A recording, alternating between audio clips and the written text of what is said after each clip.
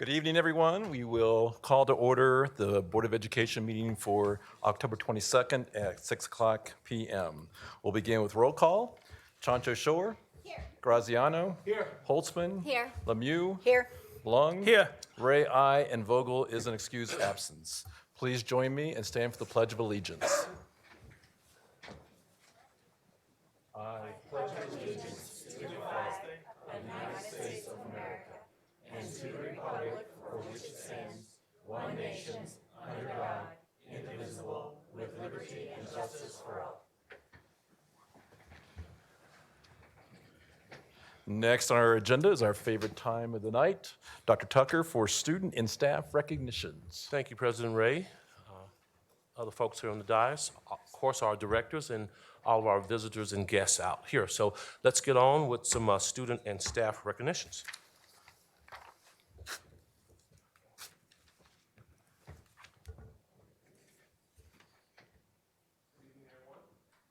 Good evening.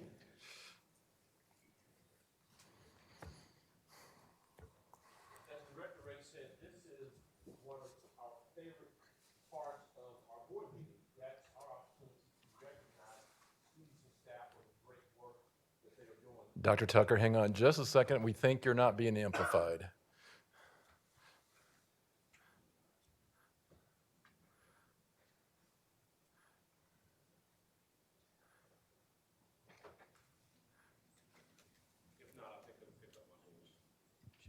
Test.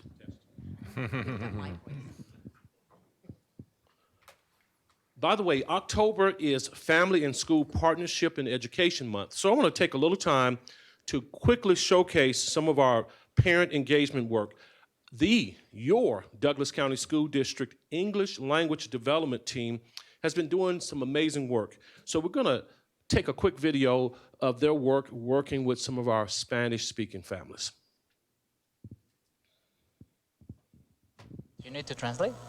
You need to translate. Alejandro Palacios is bilingual. Because I can repeat in English if you want. Not all of Douglas County has that advantage. Multilingüe y multicultural. Approximately 4,000 of the district's 68,000 students are emerging bilinguals. Their families sometimes are too, which means they're still learning English. Cuando vamos a la escuela necesitamos un intérprete. A veces no entendemos todo, pero se nos hace difícil. Not understanding the language can lead to a parent feeling disconnected from their child's school. You always want the best for your kids and you always want to be able to help them and be there for them. The information gap is the number one barrier, and of course that has a lot to do, right, with the language. As part of a grant, the district was able to partner with Patsy Roybal, No, ellos van a hacer propósito. an expert in parent involvement, primarily with Mexican and Latino families. You want to participate, you want to be involved, but you really can't because you're not fluent in the language or you cannot really understand. So Roybal and DCSD's English as a Secondary Language team created a parent leadership training course Different schools. designed to introduce these non-native speaking families to the school district. How to better understand the school system. The school district has several tools and several things that they can leverage, including translation services and activities that they can be part of. After several weeks, on this night, they graduate. Hector Rosel. For them, it's a big deal. Tonight, it's about honoring their dignity. They are now leaders, better equipped to engage with their school community, who will reach out to the other families who share their struggles. They have such a desire to learn, and they have this spirit of hope that they want their kids to have a better life than what they did. For mommy. Para ti, para que se lo esté tu mamá. Okay? Yay!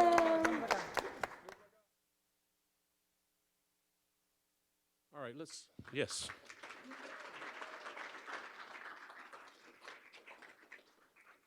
So another round of applause for our English language development team. Let's give them a bigger round of applause. Now, we have quite a few staff members that we want to recognize, and we're going to get through this very quickly, but they've achieved some amazing feats. These feats that you're going to hear about tonight represent our 8,400 staff members across this district. So we're very happy about their achievements and in recognizing the Douglas County School District. So first up, we have an emerging art educator of the year in our midst. I'm sure she's here somewhere. Miss Laura Carter, where are you? I don't think she was able to make it. Okay. I don't know where she is at the moment. Sorry. However, we have our great principal here. Miss Carter is from Rocky Heights Middle School, and Chris Cook is our principal. So we're going to ask Mr. Cook to come forward.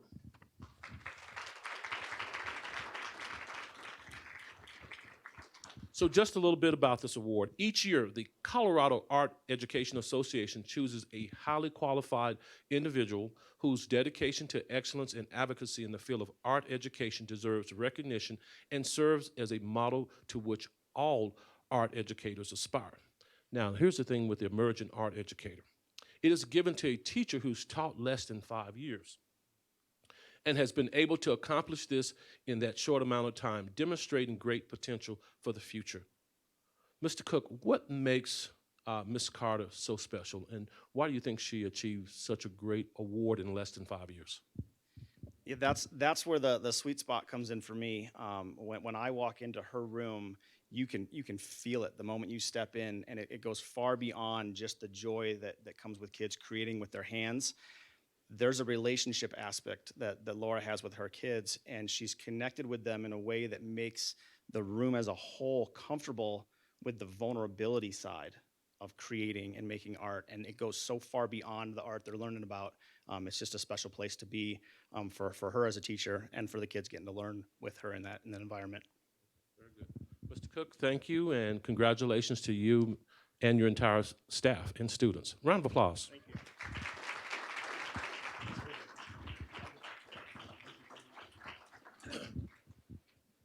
Now, I've been doing this for a while now. This is something new. This will be a first for me here. Next, we'll celebrate someone from our data and assessment team with Miss Joanne Murphy, our data visualization designer, and assessment and data officer, Matt Reynolds. Please join us up front.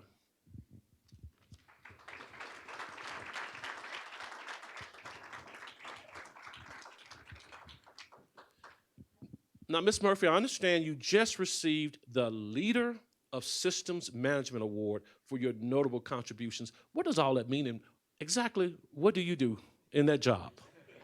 Okay. Okay. Well, I'm the project manager of Alpine, which houses all of our assessment data and student plans.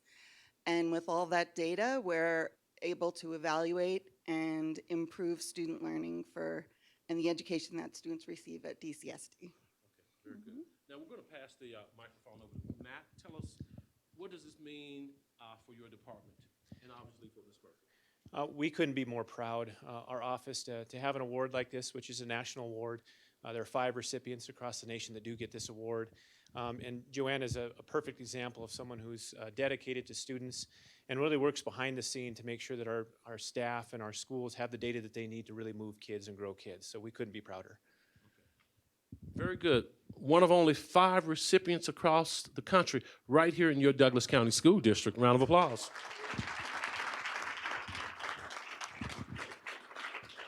So we're going to go ahead, take a quick picture, and then we'll move on to our next awardees.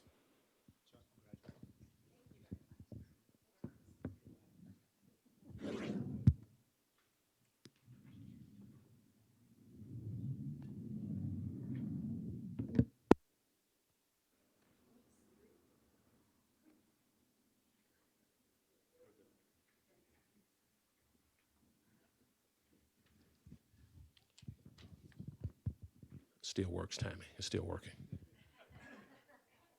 Next, we're proud to honor 2 staff members who've been instrumental to the success of our Douglas County Student Support Center, Dr. Janet Lanning-Krug and Deb Kaufman. Would you please join us up front?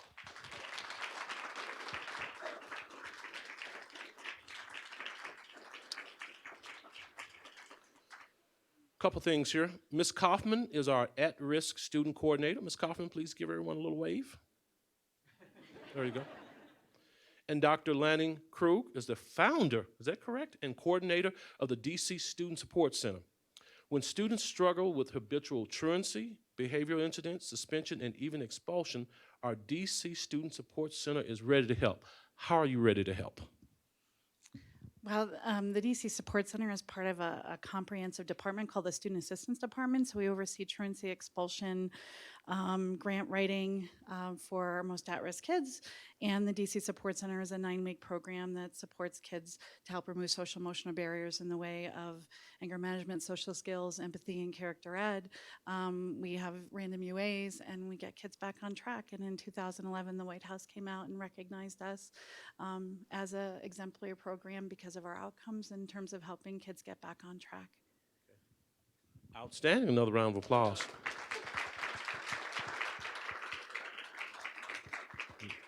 Now, before I hand it over to Ms. Kaufman, now I understand you mentioned grant funding, Doctor. Grant-funded research from Outcomes, Inc. shows that students who have attended the DC Student Support Center have shown a 58% increase in academic achievement, a whopping 79% increase in attendance, and a 79% increase in family adaptability. Is that correct? All right. Okay, hand it over now to Ms. Kaufman. What was the question? Well, just tell us about your job and why you all are so great and how you, more importantly, how you meet the needs of students. So one of the things I think that I'm most proud of, especially that Jan and I have done, is, we've been together for 18 years now. She's my work wife. My work husband is right there. And we started writing grants to help students that needed additional help a long time ago. In 2003, we got our first EARS grant, and that was $1.2 million. 4 years later, we wrote again, and we got $925,000. And just this year, we got another $1.2 million to help support kids that are at risk and in need, and to help our friends at the schools that need other programmings to do work at the schools. That's pretty much it. A great job of unifying our school district. Thank you. Let's take a quick photo. Sure. Is that okay? Sure.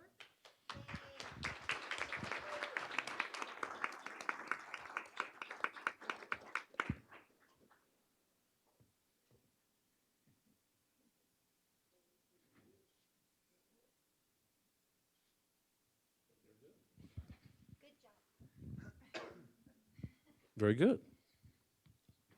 We have one more very important recognition and we're going to wrap up. But again, this is an exciting time to celebrate the great things that are happening in our district with our community. Now we're going to ask our folks from the EDGE program at Legend High School to please come up. So with folks here, I see Principal Jason, come on down.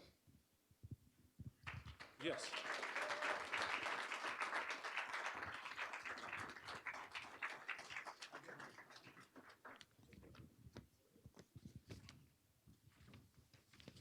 Now, Mr. Jacobs, I understand that you and your crew and outstanding student body you were a finalist for the EDGE program, and this involves education and business and other folks. Tell us a little bit about this and what this, being named a finalist, what does that mean to you and your entire school community? I thought you'd probably want to know a little bit about the award and what it was for, so I wanted to pull it up because I was not going to be able to memorize it all. But it was through the Succeeds program, and the Succeeds program is a partnership between Colorado, Succeeds, MindSpark, Learning and 9 News, brought together by business, education, government leaders to recognize Colorado's most transformational and education innovators. The category that Legend was a finalist for was Excellence in Education Innovation. And so how they selected the finalists are basically schools that are challenging the status quo and exploring ways to truly engage students in learning. Successful students are not measured simply by a number, but whether they can think critically and work collaboratively to shape the technology of the future rather than be replaced by it. And so it's a huge honor. The Succeeds program is in the 3rd year of kind of creating the partnerships around the state of Colorado with businesses and education reform. And 6 years ago, we went on a journey with administrators and with teachers from Legend, and we traveled from the East Coast and went to the West Coast. and we found the most innovative schools, and we took a little bit of all those innovative practices to start something new and create a different pathway. My job literally was to get the right people involved and just get out of the way and let these amazing individuals do that work. And so I'm just, first off, I'm thankful for all the work that you guys have done. Opening up a school, I know the time and effort and the blood and sweat and tears that goes into that. And you guys are headed on the right journey with this. We're in our 4th year of implementing this program, and it's going to only continue to grow and get better. But I'd love for Dan Symington to speak a little bit about the program. Sure. If we have. Sure. Let's pass the mic around and hear from any staff member who would like to comment. And you can skip. You can skip if you want to. Now, I also understand, before we do that, understand there was a small prize right now. It wasn't like that $1 million and $2 million that Jan got, right? But there was a small prize, right? Yeah. So let's hear from the staff. Thanks, Dr. Tucker. This staff is really, like Jason said, went on a tremendous journey and took a risk, as educators. And I think all of us would say it's been the hardest work of our careers, but now that we have our first senior class and we see what our kids have done over the course of 4 years and where they're going, as they leave Douglas County School District is pretty exciting. But they really took a risk. The EDGE program is based on 3 principles. The first being project-based learning, engaging kids through projects that are utilized in the real world or skills that they need to have in the real world. Each of these teachers, they also work to personalize students' education and engage them in their interests, their passions, try and allow kids to explore different things. And then the third aspect is really about connecting with our community.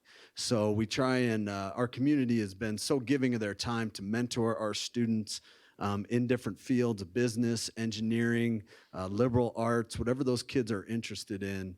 And these teachers take the time to connect our kids with industry, or, for example, they took a group of freshmen, traveled across Denver and Aurora to some unique opportunities.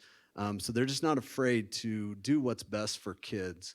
But it's been an incredible journey, and I think, 4 years ago when we started with our first class, we didn't know where they'd end up. There was a lot of fear, but we're really proud of kind of what this has developed into and where this program is. And to be recognized by this award, really means a lot to us and our staff. We've had tremendous support from Jason, just letting us be risk takers. We've had the guidance of Carrie Stevenson, who works over the Legend Feeder. Just tremendous support to help guide us and encourage us, because there have been a lot of ups and downs. So, all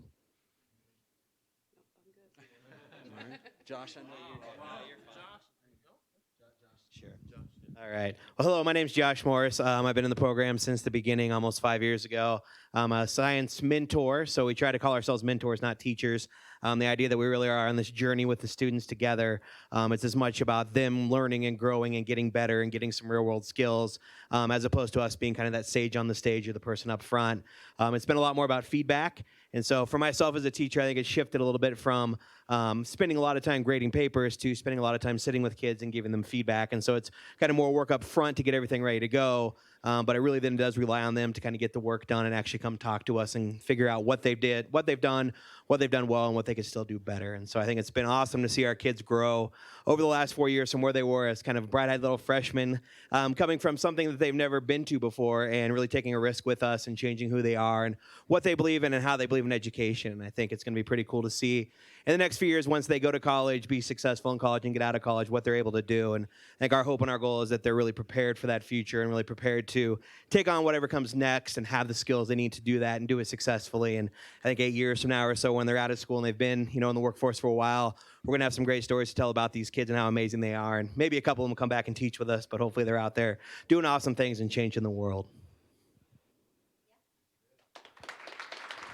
Very good. Director Graziano has an award that he's going to pass out. And Stacy, we're going to take a quick picture here. As we get ready for the picture, you've heard from Josh and Jason and our other folks. Thank you, community, for your support, staff and administrators, and of course the board for your continued support of each one of our programs. So a quick picture.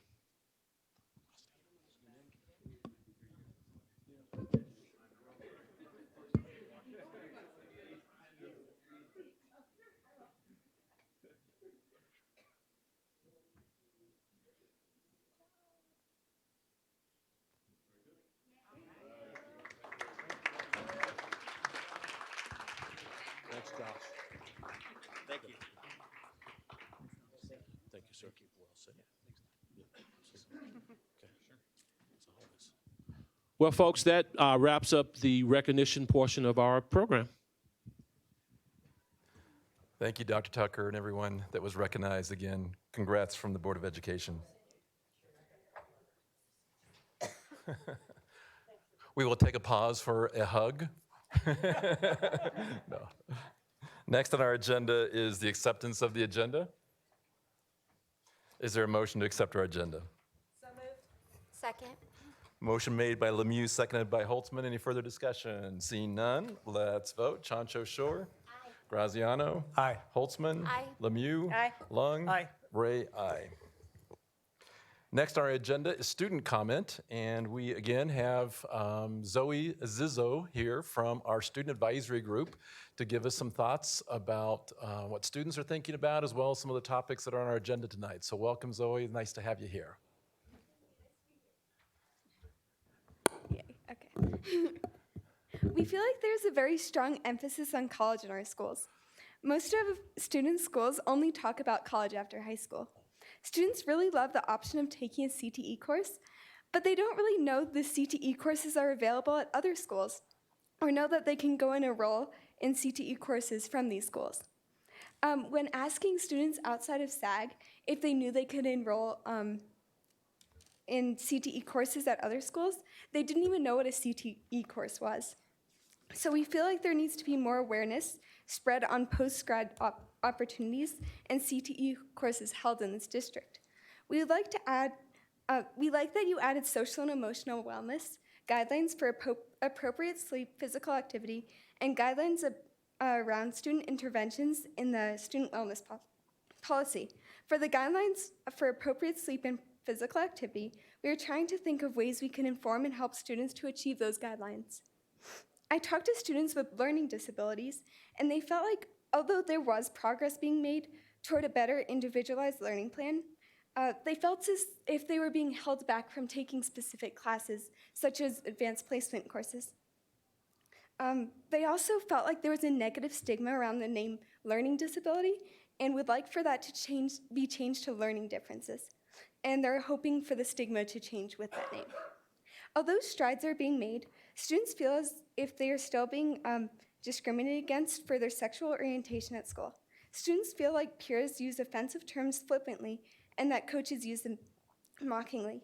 They feel education around sexual orientation and awareness for terms to use and to avoid would help make progress toward remedying this issue. Students feel safer reporting issues to students than to teachers than counselors. Students see the teachers frequently and are able to form bonds with them. Students feel that teachers are more accessible to them than counselors and feel they're more comfortable confiding in them. Thank you. Nice job, Zoe. Thank you. And at this time, if there's other students who want to talk about student issues similar to Zoe, we certainly welcome that as well. Seeing none, we will move on to public comment. And I will read the statement regarding public comment. The board values hearing diverse viewpoints from a broad spectrum of citizens throughout the community, specifically on any issue that impacts the educational needs of our students. 2 policies guide how public comment to the board is received: Board Policy KE, Public Complaints, and Board Policy BEDH, Public Participation at Board Meetings. Board Policy BEDH explains that since the board's responsibility is setting policy for the school district, members of the public should direct their comments to policy. Board Policy KE outlines the process for responding to grievances and complaints and explains that the board believes that concerns and grievances are best handled and resolved as close to the origin of concern as possible. Therefore, we encourage the proper channeling of concerns. For example, concerns that involve a child should begin with the teacher, then the building administrator, then the director of schools, chief academic officer if it's a curriculum issue, assistant superintendent, and superintendent before appealing to the Board of Education. To maintain this decorum of mutual respect, I would ask that speakers refrain from using individual names in an offensive manner, as this only distracts from the issue of concern. Throughout the board meeting, the board follows Robert's Rules of Order to guide it in participating in an orderly and fairly conducted meeting. Under those rules, if a director calls for a point of order, all discussions and comments should stop so that a determination can be made as to whether a procedural rule or board policy has been violated. Therefore, if a point of order is made while public comments are being made, a speaker should stop until otherwise directed to continue. Each speaker will be allotted up to 3 minutes to address the board. Please know that this is our time to just listen without engaging in discussion. However, your comments will be reflected upon as we discuss the agenda item that you are addressing. As we proceed now with public comment from those of you who have signed up, I will call both the speaker and the next individual so that both of you can come forward. So we'll begin with Callie Leba, and following Callie Leba is Emily Mullenberg.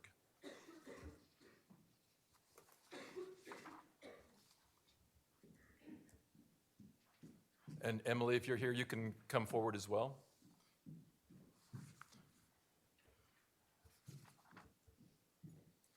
Thank you so much. I'm Callie Leba, and I'm here on behalf of the Douglas County Federation members as part of our education research series to share some independent research on post-graduation guidance and preparation, strategic theme 2, from DCSD's strategic plan, as requested by Director Ray.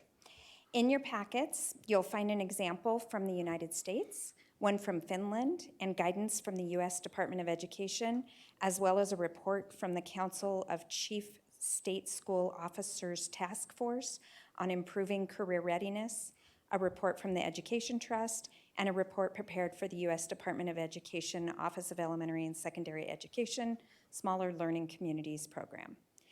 The U.S. Department of Education recommends a model that, rather relying wholly on guidance counselors, instead relies on building-wide support, including all educators and administrators. While school counselors are leaders in the building who are in a position to focus on the individual journey of each student, this work cannot be done without the support of all the teachers and administrators. Florida's Hillsborough County Public Schools has taken this approach to the next level, using their long-established history of labor management collaboration to transform the district's schools to ensure successful implementation of the district's strategic plan. Hillsborough relies on all stakeholders working together to prepare every student for college or the workforce. The district was highlighted by the U.S. Department of Education for their collaborative efforts, as were DCSD and DCF only about a decade ago. Finland has been successful in helping to ensure students make informed decisions about their futures and to connect formal education with the working world as part of their country's systemic reform. Their model for CTE begins early for students and includes early exposure to allow students to explore and then change their minds. The Douglas County Federation respectfully requests that you consider the research around post-graduation guidance and preparation for strategic theme 2 from your strategic plan when you make policy decisions that affect our students. And the DCF wants to partner with you on this. Livestream viewers and audience members can find the research on our website, douglascountyfederation.com. Thank you for your time tonight. Thank you, Ms. Leba. Ellen Mullenberg. After Ellen is Mark Porter and Sarah Porter. Hi there, my name is Emily Mullenberg, and I teach social studies at Highlands Ranch High School, and I'm speaking on behalf of the members of the Douglas County Federation. Thank you for your time and service, and on a quick unrelated note, thank you to Director Ray for your participation last night, and Director Shore and Lemieux for supporting our students at the Board of Education Forum. They were all happily abuzz this morning with how it went, so thank you. DCF members desire to collaborate with the district on the new strategic plan. We want to be partners in designing and implementing the action steps to support the initiatives and objectives, and I'd like to extend an invitation to you to begin this collaboration. In January of 2018, the Douglas County Federation and a team from Highlands Ranch High School, including myself, attended the Center for School Improvement Leadership Institute Conference on Improving Culture and Climate. This conference was one of the most valuable professional development opportunities I've ever taken part in. The focus on research-based ways to support schools and student growth through the use of data opened my eyes to problems and possible solutions for our building. We had multiple opportunities to engage in restorative practices, focusing on the strengths and weaknesses of our school climate and culture, thus opening dialogue with various stakeholders. And finally, the collaborative environment was incredibly rich. Our group crafted a final project to improve school culture, and then we engaged with an outstanding team of educators from Washington, D.C., and we used a critical friends protocol to support each other's projects, which was, again, one of the more inspiring and enriching professional environments I've ever experienced. Please join us this year in a true collaborative experience at the CSI Leadership Institute's annual conference, which is focused on transforming systems to be culturally responsive. This conference will address multiple strategic themes and initiatives, including Strategic Theme 1, Objective 3, Phase 1, 3A, Theme 3, Objective 2, Theme 6, Objectives 1, 2, and 3, Phase 2, 2A, and Phase 3, 1C, and 3A. Get all those out. For those not having it pulled up right now, that's generally positive and supportive culture, social emotional support, and equitable distribution of resources. The details of the conference are on this letter, and we would love to talk to you more about how the strategic plan is addressed through this experience. We welcome the opportunity to partner with you on these parts of the strategic plan. Thank you. Got the letters here. Thank you, Mrs. Mullenberg. Mark Porter is next, and if Sarah's not here, the Wan family, feel free to come on down as well, because you're after the Porters. Mark Porter from Castle Rock, here to request an update to the federally illegal policy, JLCDB. Since asking you to be forthright and honest when discussing the current federally illegal policy, you have made no comments, no reference, nothing since. We have received no comments as far as our request. So I know that you're happy with the policy, but no reasons have been given, emails or across the board. Are you guys running out of reasons? Or is the reason because I said so? This leads me to the across the board that was sent out following last meeting. I sent 2 emails to this board and to you, Dr. Tucker. All emails went unanswered, by the way. I emailed as to why the public comment section was omitted, like it never happened. It did, I was here. I guess the bullying issue and our issue are not worthy of discussion or summary. Again, just because you all don't want to acknowledge things that do not shine this board in a good light does not mean it didn't happen. Shameful. Dr. Tucker, you say that the law is a bad law, that the out clause, if the feds come a-calling, makes this a bad law. First, I didn't know making and deciding the validity of our laws was your job. The men and women we elect to the legislative and executive branch do that, and they did that. Second, you are aware that the same out clause is included in the current federally illegal policy, JLCDB. So what's the holdup? THC is on school grounds in current and updated policy, which makes it federally illegal. Doesn't matter if it's on for a minute or an hour or a day. Don't like the out clause in an update, but it is the current policy. The only change is who can administer, and there's nothing illegal about that. Dr. Tucker, you don't like the law, fight to change it. But the fact there is a law and an amendment in place for 15 plus months that would protect kids, and you, the board, do nothing. Meanwhile, Clear Creek County, less than 34 days, they updated their policy. Can anybody explain that to me? How they managed to do it? Please clue me in why it's been 15 plus months here. It's been done now. You don't have to wait anymore. You all can follow the leaders. Thank you, Mr. Porter. Mr. Wan, after Brad Wan is Amber, and then after Amber is Ben.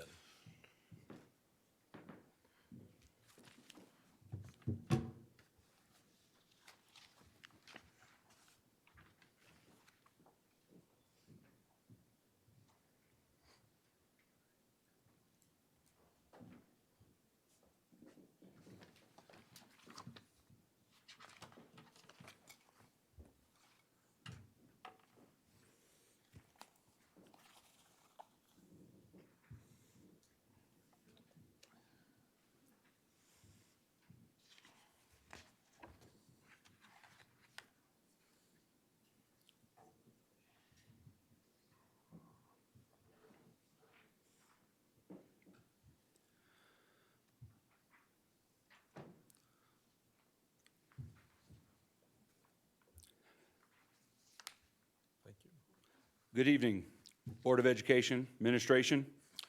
We are here again. Not sure if you know how tough it is to set your life aside, to stop moving forward, to address an illness in a child. You have fought for years. Imagine that you have overcome every obstacle, that even doctors have told you you cannot overcome these things, and yet you still did. Imagine you have gone where no one else has ever gone before with medication, and you have defeated every odd that they have thrown at you, but yet you're looking for a safe place for your child to be educated, and what stands before you is a group of individuals that have made a choice. This is a local decision, has nothing to do with federal laws. This is a local issue only. That's according to every single soul I have spoke to, from the Department of Justice to the governor's office to the Attorney General to Mr. Crow, Representative Crow. We can't find anyone that tells us we're stepping out of bounds federally with House Bill 18-1286 and updating the current policy. So what I have before you is I have a statement that shows fact that my son is no longer protected under your current policy and hasn't been. Under this JLCDB policy, my son is unprotected. The medication, yes, can go on school grounds, but has to immediately be removed. I'm tired of this board making public statements on social media and lying to the public. That does not happen. You have a letter right here in front of you from Matt Rogers. He is the supervisor for South Metro Fire Rescue.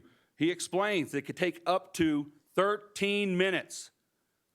You have left a void, a circumstance where my son can be in harm's way, and brain damage starts in 5 minutes, but yet you have chosen to ignore these facts.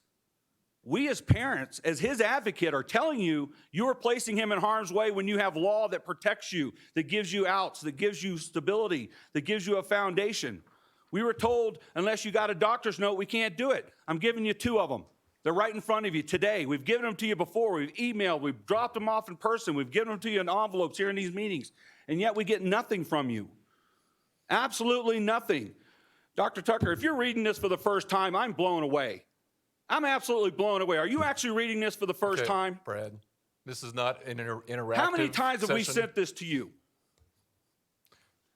This is ridiculous. This is what I'm talking about. The people, your one single employee has failed this school district. And before I get more out of order, I'm going to move on. Thank you, Mr. Wan. Amber Wan is next, and after Amber is Ben.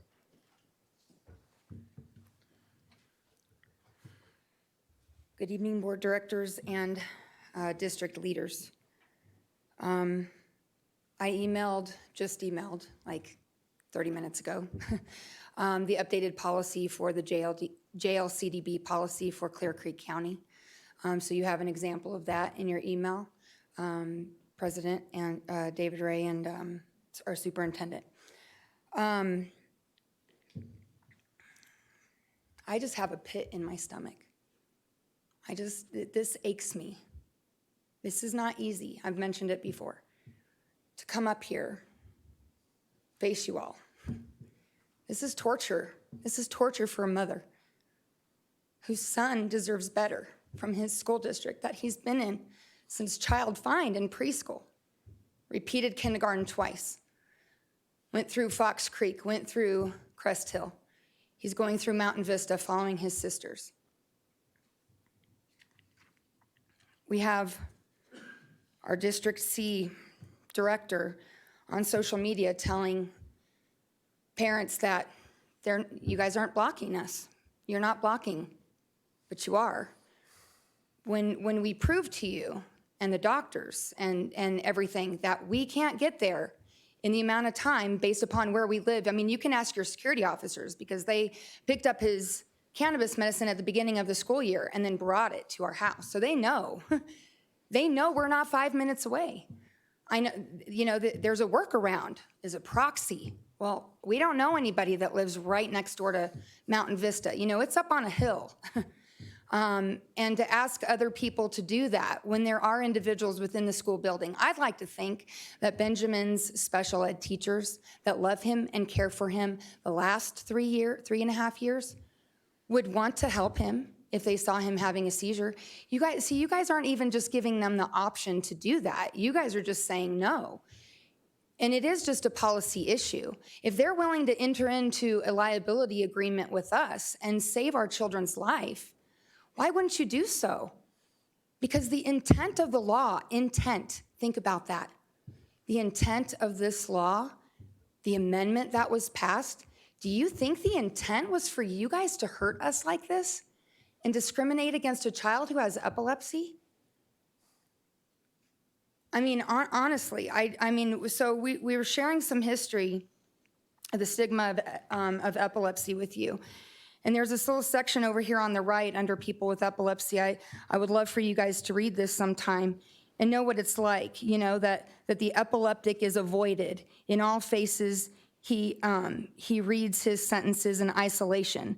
Everywhere he goes, menacing and unsurmountable obstacles arise to his abstaining a position, to his establishing himself and his relationships, and to his very livelihood.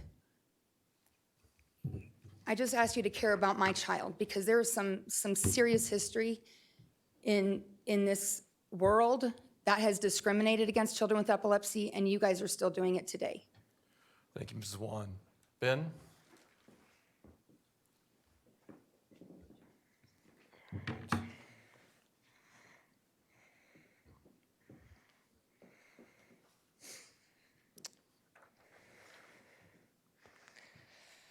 Hello, Douglas County School District's leaders. We want to teach you about something for history, and we want to teach you what history for epilepsy and what they did over the years since 1780 BC. I want to let you know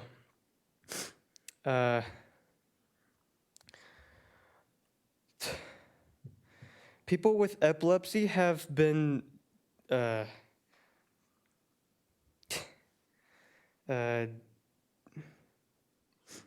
discriminated against since 1780 BC, and we thought to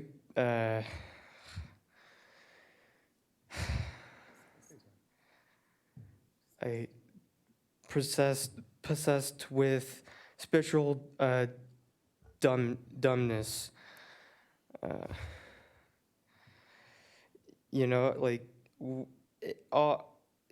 just a whole different thing. I can't really. It's. There was also.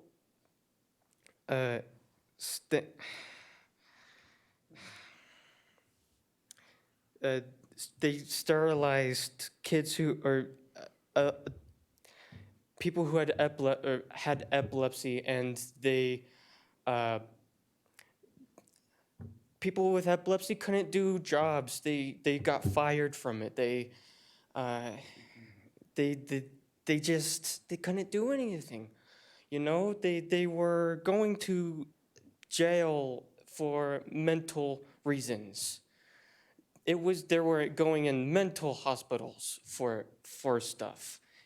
And kids who had, or other people with epilepsy couldn't get married or couldn't have children up until 1972. This is a problem. So today, myself and other like me need immediate access to our life-saving medical cannabis. But Douglas County School District from 2018 to current day are being prejudiced towards these of who counted a total of FDA approved drug. Or to those who to those of us who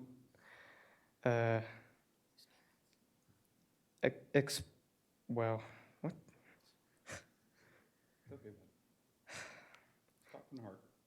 Anyways, it's just it's mind-boggling of what kids and adults with epilepsy had to go through all the way to BC. So,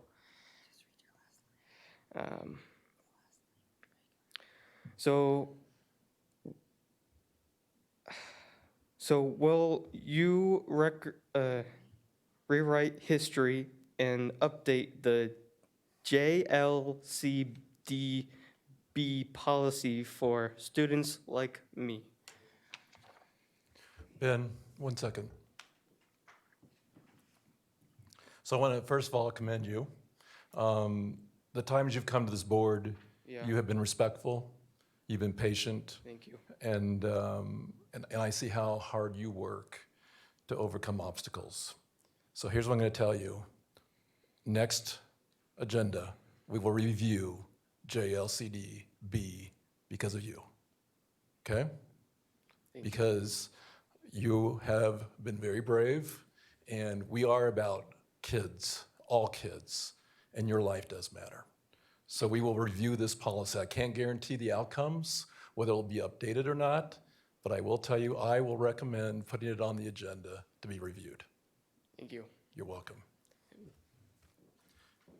Next on our agenda, or next on our public comment session is Corey Nelson. After Corey Nelson is Gary Colley.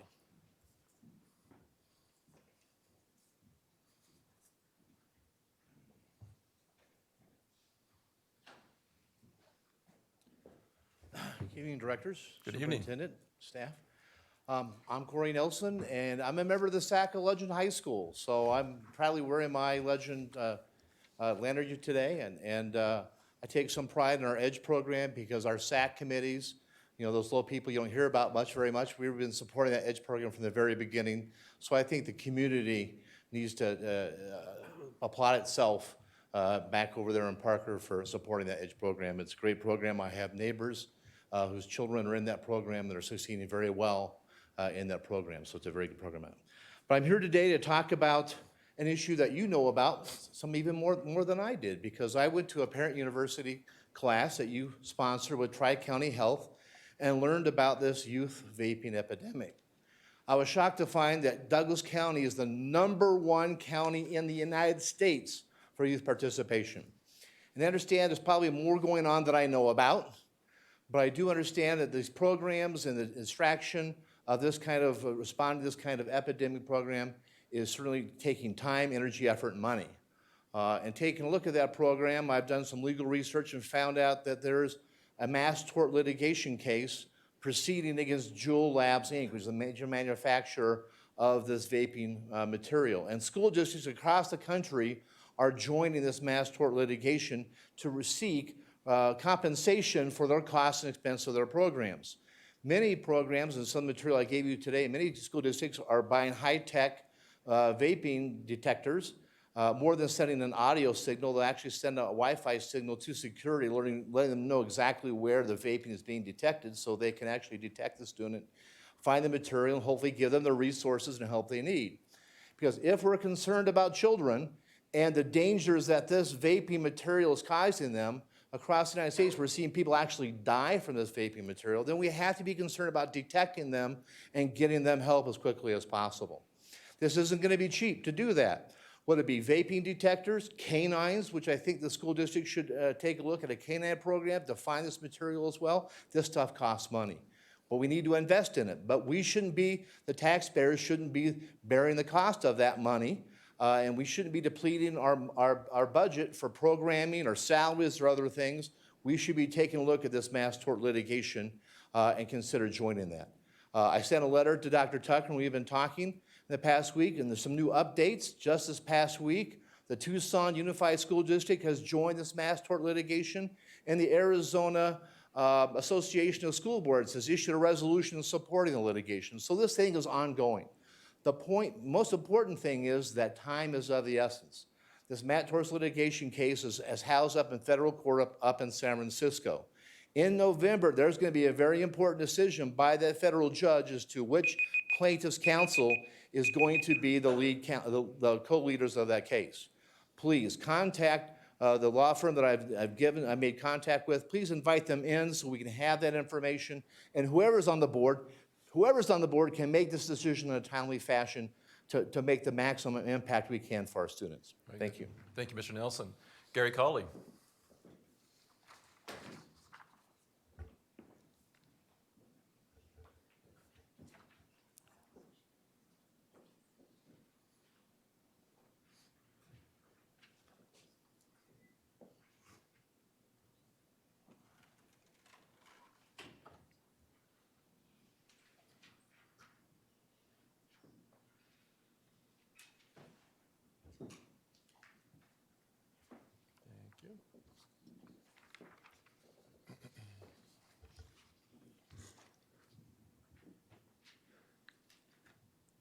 Before I begin my public comment, I'd just like to thank the 3 board members that are leaving our school board. You 3 were filling a minority role in a very difficult time. It takes a lot of courage and fortitude, and I really appreciate that. Public comment tonight comes from a lot of parents giving me thoughts and input on the topic I'm going to talk to you about right now. I can't express all their views, but I'm going to try to present it in some way here. There's 5 of 7 policy revisions on the agenda tonight that I'm kind of summarizing here, bringing them together. One is student wellness, sexual harassment, equal educational opportunities, non-discrimination and non-harassment of students, and sexual harassment. Now, a majority focus of my public comments beginning in 2011 and prior to the forming of the CAC was the request of the Reform Board at that time to demonstrate validated community support for significant decisions that they would make, because they weren't doing that. They were making big policy decisions that impacted the community without validating community support. You guys have done that. To me, you set a model for that. I want to refer to your end statements, end statement 3 dealing with safe, positive climate and culture, and especially end statement number 4, collaborative parent, family, and community relations, because that gets back to validating community support. I'm asking the board to do the same thing regarding language in the policies we have here, that in some way you validate how the community supports the language that's within these policies. The Board of Education promotes healthy schools by supporting the physical, social, and emotional and physical wellness of all of our students throughout the district. It also recognized the importance of staff, students, families, and community working together to provide and create evidence-based learning while ensuring that our students and stakeholders feel safe, engaged, supported, and challenged. And things that distract from that need to be accounted for. This district school board is committed to a learning and working environment that is free from any form of harassment. I believe that. Prior to further work and decision related to policy number 25 on the agenda, equal educational opportunities, and number 26, non-discrimination and non-harassment of students, CAC recommends the board form a study group or task force, something to that effect, of parents and community members to advise on those policies where they use the reference of sexual orientation. You know, that's an issue that's arising. How do you address that? Where you don't promote something that maybe the community is not in favor of. Excuse me here. Anyway, to advise on the reference of sexual orientation as it relates to a person's actual or perceived orientation towards a wide range of things. But I'm encouraging you to at least pull people together to see if this is supported within the community. Thank you. Very good. Thank you, Mr. Colley. That brings us to a close for public comment. Next on our agenda is the adoption of the consent agenda. We have several items, including a supplier spend that's estimated to surpass our parameters in policy DJ, specifically with suppliers that provide roof replacement, field replacements, and playground construction.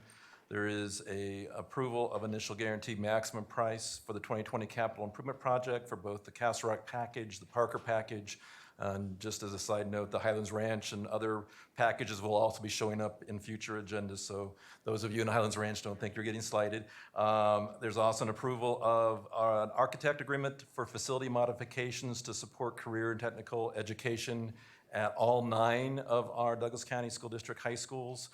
Board directors, I'll just make a quick editorial comment regarding that consent agenda item is that we did just receive news that our Board of Commissioners approved the 2 acres that are necessary to help us build that innovation campus. So yeah, we are very pleased. I know Commissioner Thomas and I had lots of conversations the last couple of weeks, and I'm very, very proud that, again, partnerships work. But this particular item is specific to our existing 9 high schools that will upgrade them to also be able to provide career tech ed opportunities. We have another consent agenda item around a change order for Meadowview Elementary School to get it to be reopened, as well as a resolution regarding dedicated school sites that are 20 years or older that we are now able to dispose of and actually have the option to possibly convert those into revenue for our students. Also want to just pause to, I don't know if Rich Cosgrove, I didn't give him due credit when I mentioned my editorial comment, but Rich, on our behalf, talked to the commissioners today, this afternoon, and brought us that good news. And Rich is the epitome of a professional, and we're just very, very grateful, Mr. Cosgrove, for your work on both, not only these dedicated school sites, but also the land, those 2 acres of land that we desperately needed to make that site perfect for our students.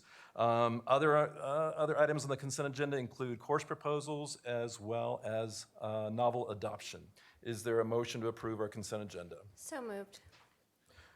Motion moved by Holtzman. Second. Seconded by Graziano. Let's vote. Chancho Shore. Aye. Graziano. Aye. Holtzman. Aye. Lemieux. Aye. Lung. Aye. Ray, aye. That motion carries unanimously. Next on our agenda is the adoption of the unofficial minutes. Is there a motion? Move to adopt the unofficial minutes. Second. Motion made by Graziano, seconded by Holtzman. Any further discussion regarding the minutes? Seeing none. Chancho Shore. Aye. Graziano. Aye. Holtzman. Aye. Lemieux. Aye. Lung. Aye. Ray, aye. All right, Dr. Tucker, we're back to you for the superintendent's report. Thank you, President Ray, Board of Directors, and our folks who are still here. I will be mercifully brief tonight, believe it or not. However, I will be joined by Nancy Ingalls, who is our Executive Director of our Personalized Learning. Is Nancy nearby? We've talked a little bit in the last couple weeks about parent engagement in our outreach. On September 25th, we partnered with Skyridge Medical Center, and they're also the sponsors of an app that we use to help us, communicate out to our parents and to continue to increase the well-being of our students. And so on September 25th, we had the pleasure of partnering through Parent University with Skyridge, and the topic was vaping. I know that's something that's near and dear to this community and near and dear to this board, and I'll ask Nancy to come up and make a few comments, as well as Stacy Rader.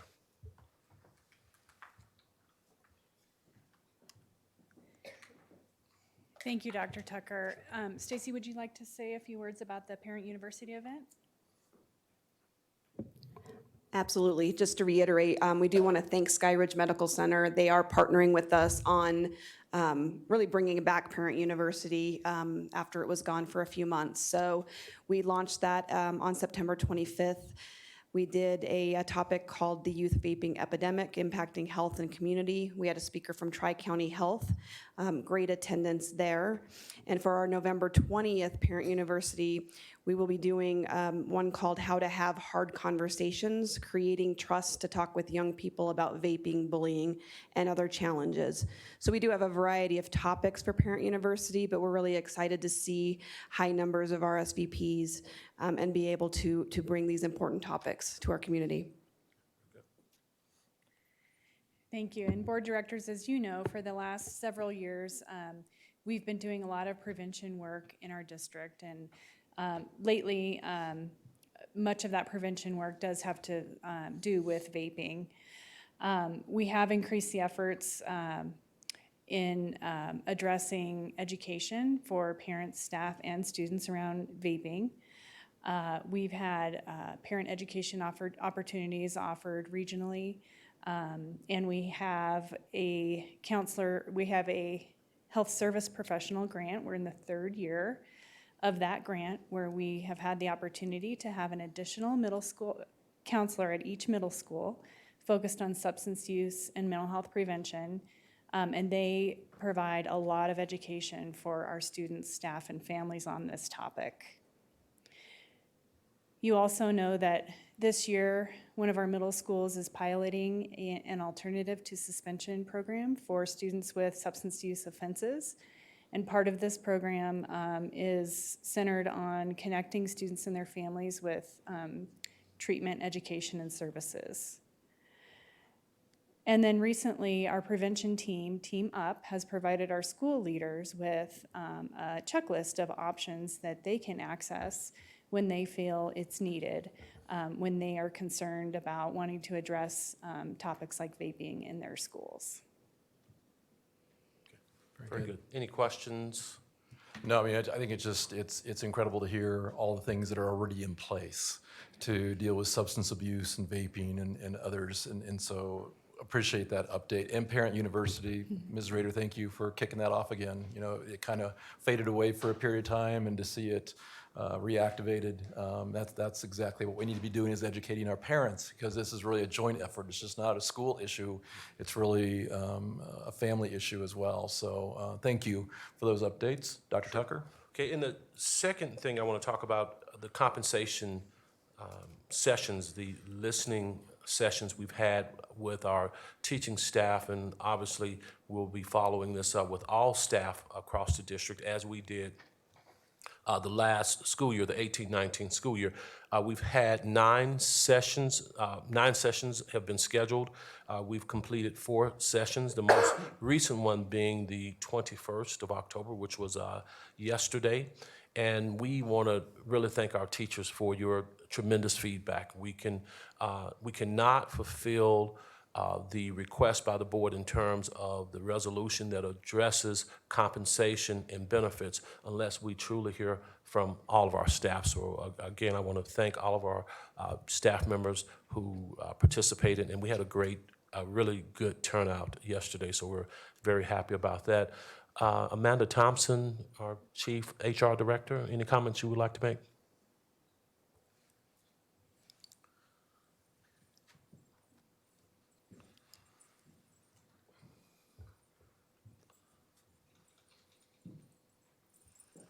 Thank you, Dr. Tucker. Yes, we're very grateful for our licensed staff attendees at our input session. As Dr. Tucker shared, we have additional upcoming sessions in Parker region and also in the Castle Rock region. And we encourage participation, and we also have a survey coming up as well to ensure that we give our licensed staff additional opportunities for those that were unable to attend. Okay.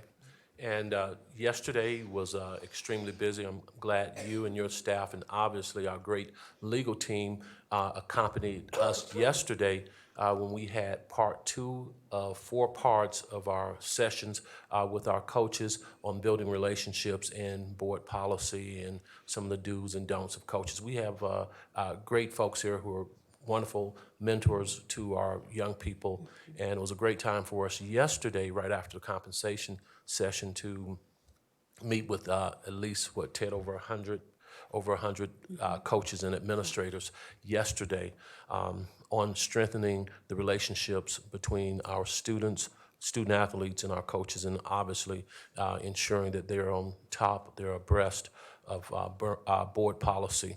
And again, I want to thank Mary Clemish and Wendy Jacobs, our great legal team. And I want to thank you all for the diligence that you put in, not only that, but every policy that comes across our desk. We take that very, very seriously. We don't take any of this stuff lightly. So if anyone believes that, then they're mistaken. And so thanks for your professionalism. Director Lemieux has a question. Thank you. So I'm thrilled to hear that we're doing some training with our coaches, and you said there are a little over 100 of them. Clearly, we have more coaches than that. How are we reaching out to those coaches who are unable to make it? We do appreciate that. This training just didn't start this year. It actually started last year regarding training on harassment and intimidation and bullying. So this is part of what we do. This is part of our culture in helping to educate folks. And I just gave the number, could have been more than 100, but the more important question that you asked was, what are we doing? It was taped by our CIPG department, and all of our coaches and administrators who could not make it will have an opportunity to not only view this session, but the prior session as well as future sessions. And there's also parents, you want to take a look at it, you may view those sessions as well. They're on our district website. Very good. Thank you. Thank you, teams. Dr. Tucker, anything else under your report tonight? That's about it. As I promised, I will be mercifully brief because I know we have You did great. a couple other things we need to cover tonight. Thank you. Thank you, Dr. Tucker. Next on our agenda is an action item regarding the school calendar change that is kind of being forced upon us beyond our control. So Mr. Reynolds, if you would come forward and give us an overview of what the issue is and the recommendation for how to resolve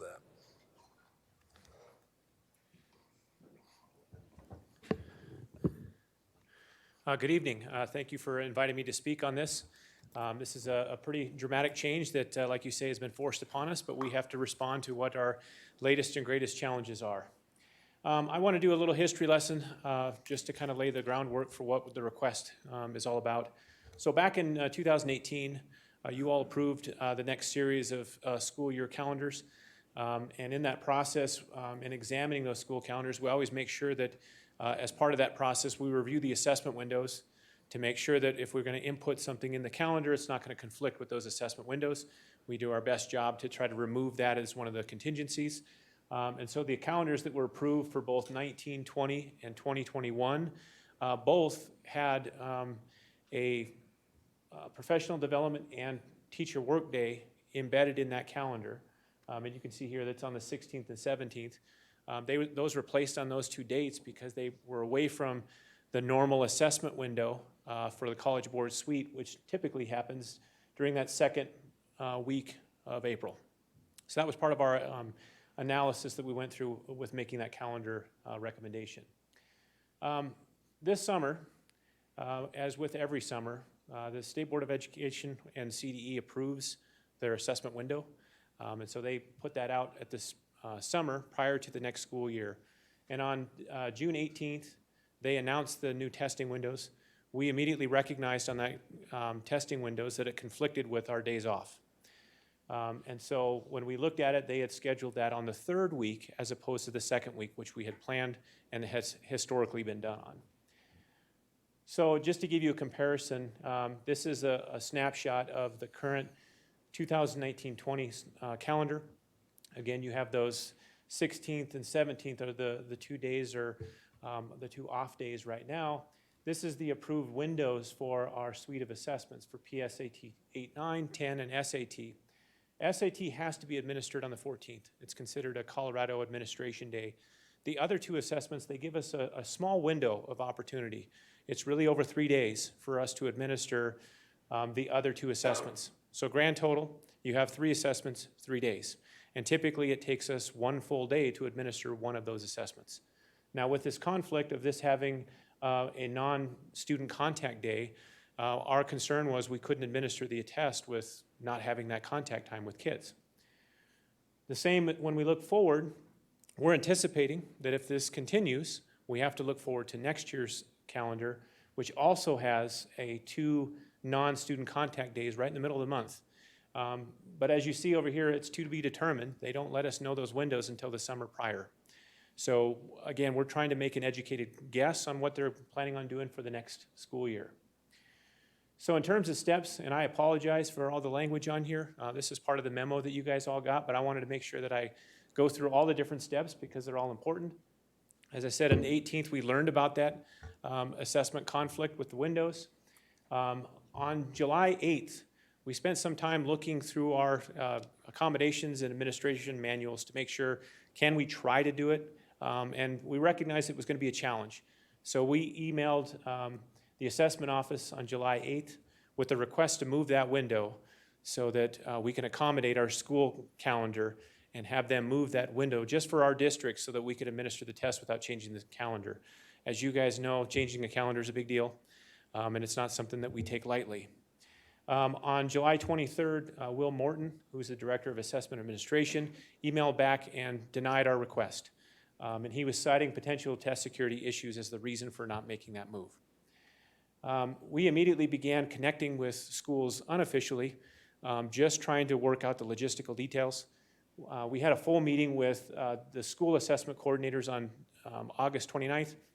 At that point, we wanted them to bring to the table the logistical challenge from every site to say, can we do it? Is this even possible for us to administer 2 assessments in one day? And they cited issues with space, resources, availability of proctors, and meeting the needs of students with accommodations. And that's an important thing.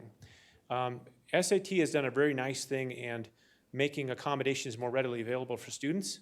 But every time you do that, you have to have a special room that's accommodating a unique accommodations. So logistically, for each accommodation, it requires more people, more rooms. We had the same conversation on August 30th with our high school principals. Again, we want to get their feedback on this. Can the logistics really happen within that building? And we actually have a high school principal with us today to really talk about some of those logistics. So I'm really happy that he's here. And they also agreed that a request for a calendar change seems to be the most prudent step of this process. So here's what the request is. Right now we have those 2 days of non-contact student days. Our request is to remove the one non-contact student day from the 16th to the 20th. That does 2 things. One, it opens us up so that we're able to accommodate the window from the state. And 2, it makes a continuous 4-day weekend. So our parents and our students who are expecting that 4-day weekend, yes, it is a change, but at least we maintain that 4-day weekend for that particular calendar.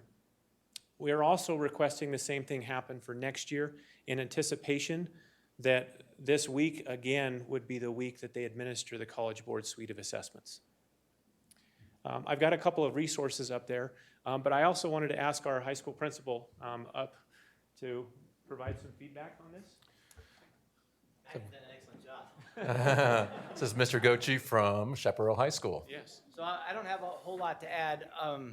The only thing that I think that I would add, can you go back to that? So, is there an arrow? The 14th, which is Tuesday, is the SAT day. So that's the one day that's locked in. And the other issue with that is that students with accommodations have a much narrower makeup window than everybody else. So their makeup window goes from the 14th to the 16th. So if a student with accommodations misses Tuesday at Chaparral, they're going to be pretty much out of luck for making this up, because the 16th, the 15th, if we have to stick with this calendar, is going to be slammed with PSAT testing. So I won't have any proctors available for those makeup accommodation sessions. Sure. The regular students they'll be taking the test 2 weeks later on a Tuesday, right? So I don't know why that window is so much narrower for students with accommodations, but it is. So that, in addition to this, what's not listed is that juniors would have to take the CMAS test at some point in there. And, I'm pretty much dead set against trying to do that on Monday before the biggest test of their lives, right? So, and already it's a struggle to get kids to buy into that test. So if our option is to have it taken right after the SAT, which that isn't gonna be great. Possibly to move it to Wednesday, but again, we have two sessions of PSAT that it's gonna be a struggle to get that done. If it works perfect, we could probably do it, but to meet the accommodations and any transitional times, getting everybody done, it would be next to impossible. I don't see how we could do the CMAS in there, so those would be our challenges. So you and the high school principals obviously support the recommendation that we're seeing tonight. Yes. Very good. Wholeheartedly. Very good. And just a quick question, what was the original rationale for why we did say the 16th was, I don't know if that was a professional day or a non-student, obviously non-student contact day, but what was the original rationale for making that day that That's a way? great question. I'd have to go back and look at the notes on why they requested those two Okay. consecutive days. Okay. I see Dr. Stevenson back there because whenever I say calendar, she starts breaking out in a cold sweat. But it doesn't sound like that we've really surfaced any issues about why that day was so sacred for us 20th is at the beginning. another- I think the 20th was the reason. Okay. Dr. Stevens? Good evening, directors. That's exactly the reason. Okay. The calendar committee had lengthy conversations about the pros and cons of having school or a non-student day on April 20th because of the various activities in Colorado and the remembrances. Gotcha. Okay. For that day as well. Very good. Thank you for that history lesson. I knew you would know. Thank you. All right. Any board directors, any questions of Mr. Gochi or Mr. Reynolds regarding this recommendation? I move we approve the request to change the day from the 15th and 16th to the 16th and 19th of the, oops. go Let's do back. two separate motions. You want two Director separate Lemieux, if motions? you could. Yeah, let's All just right. start with the 1920. Then I'll make the first recommendation that we move to the 17th and 20th of the 1920 school year as recommended by staff. Very good. Motion's been made. Second. By Lemieux, seconded by Holtzman. Any further discussion? Seeing none, let's vote. Chancho Shore. Aye. Graziano. Aye. Holtzman. Aye. Lemieux. Aye. Lung. Aye. Ray, aye. That passes unanimously. Okay, a motion for the 2021 school calendar. So moved. Motion made by Lemieux. Second. Seconded by Graziano. Any further discussion? Chancho Shore. Aye. Graziano. Aye. Holtzman. Aye. Lemieux. Aye. Lung. Aye. Ray, aye. Again, thank you both for the work, and thank you, Greg, for being here too on a school night. We appreciate you coming out. All right. Next on our agenda is a presentation from Marlena Gross-Taylor and friends, I believe, regarding our strategic plan specific to Theme 2 around post-graduation guidance and preparation.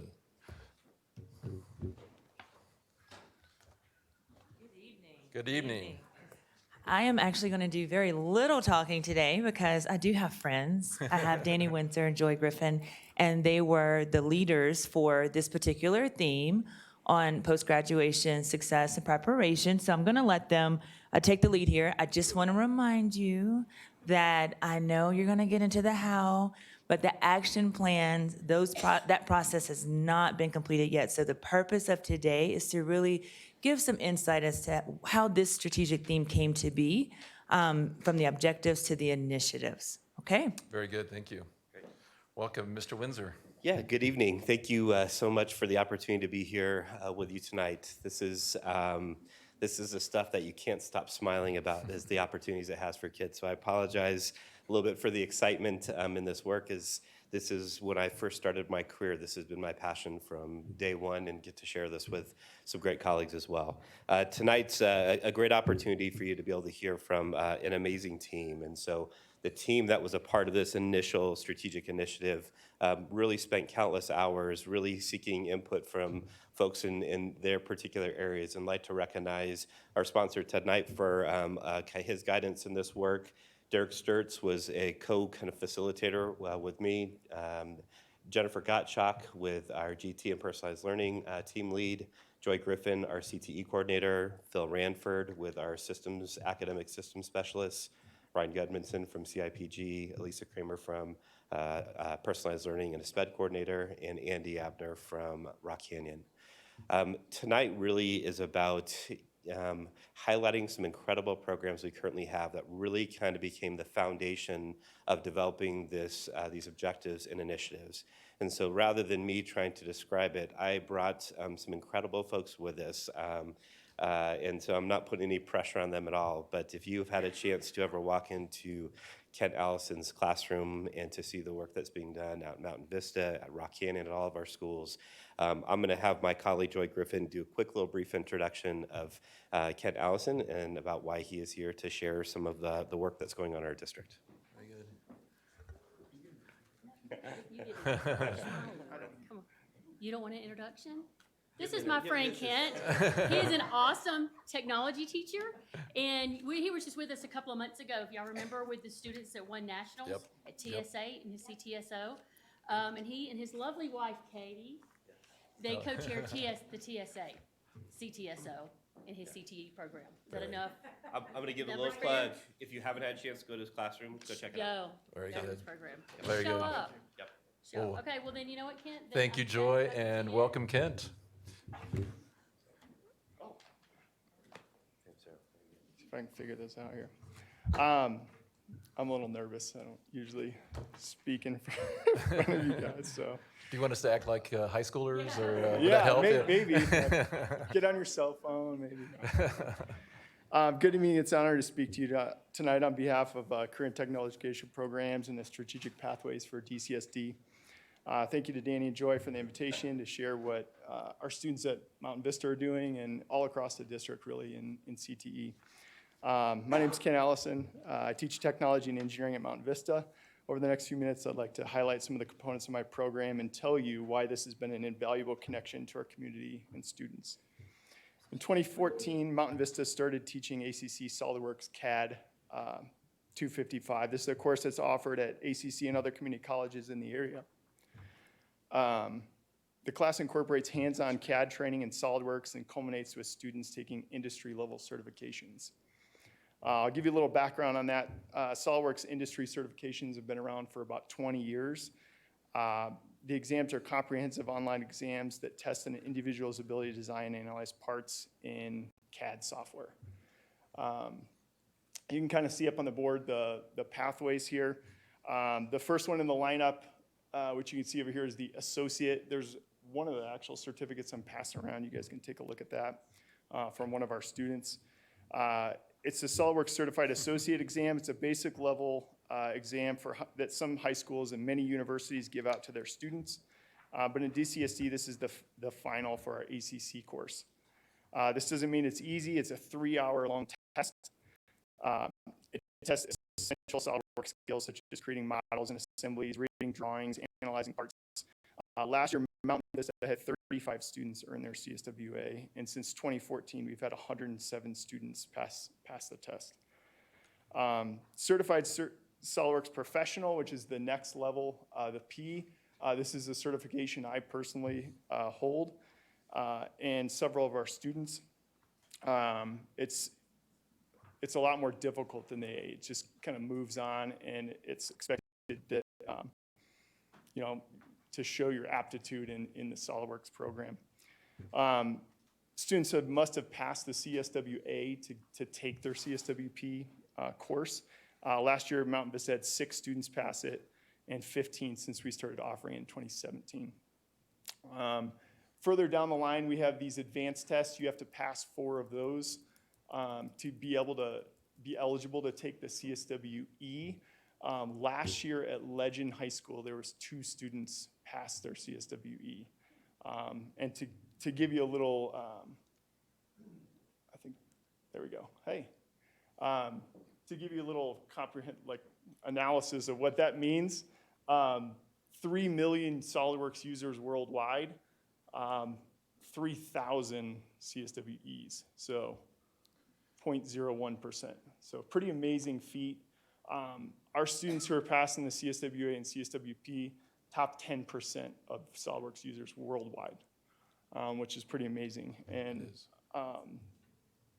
that's not just Mountain Vista. We have other schools that are doing this as well. Last year, all the high schools and community colleges in the state of Colorado, 2 of the top 3 schools in the number of SolidWorks certifications earned were from DCSD, Mountain Vista and Castleview. At Mountain Vista and other schools like Castleview and Legend, SolidWorks has become a mainstay in our programs. We've incorporated it in many classrooms, starting with students in their freshman year with the software. Not only does it offer added benefits of certification, but it provides a valuable tool that allows students to take concepts from their head onto the computer and then make something tangible, whether it be on the CNC mill, 3D printers, or laser engraver. I've seen CT pathways personally impact our students' programming community in meaningful ways. Students are more engaged. We see them come to class like, holy cow, I really love this. With access to amazing tools in our labs, students are able to take concepts and make them a reality, which is pretty cool.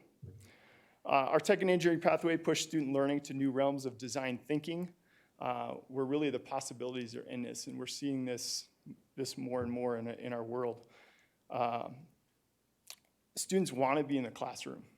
They love being where we're doing some cool stuff. They see it in the projects in the hallway. They come in, hey, I didn't even know this room was here. What is this? And then kind of going back full circle, certification for SolidWorks kind of tie it all together. They gave us a focus for what our freshmen and sophomore students should be learning, and it pushes our already amazing students into new areas of opportunities. I've heard from dozens of students who've graduated from Mountain Vista about what the certifications have done for them.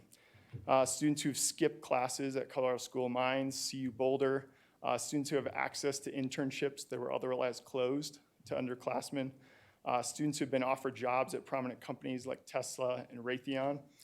And I'll leave you with this quote. I just got this a few weeks ago. Oh, that one didn't make it on there. This is from a student named J.G. Matsey. He graduated in 2014. I'm currently working at Raytheon in Dulles, Virginia. I worked on Global Hawk drones and will be heading to Afghanistan in the near future for field work. During college, I invented manufactured a folding skateboard that can collapse and fit in a backpack, and I'm planning on doing a Kickstarter in a few months. All the internships I've had, and by extension, the job I currently have, are thanks to having advanced SolidWorks skills. Thanks for teaching SolidWorks and helping me move into such an amazing field. So kind of a heartstring puller there. So right now, I'm super proud and honored to introduce Kate Billings. She graduated last year from Mountain Vista. She's taken several of our tech and engineering pathway courses. She was an officer in our TSA chapter. She competed at state nationals with us. She's taken the ACC SolidWorks course. She has her CSWA certificate, and she is up at CU Boulder now, studying aerospace. All right. So, good evening. welcome. Mr. Dillon. Welcome.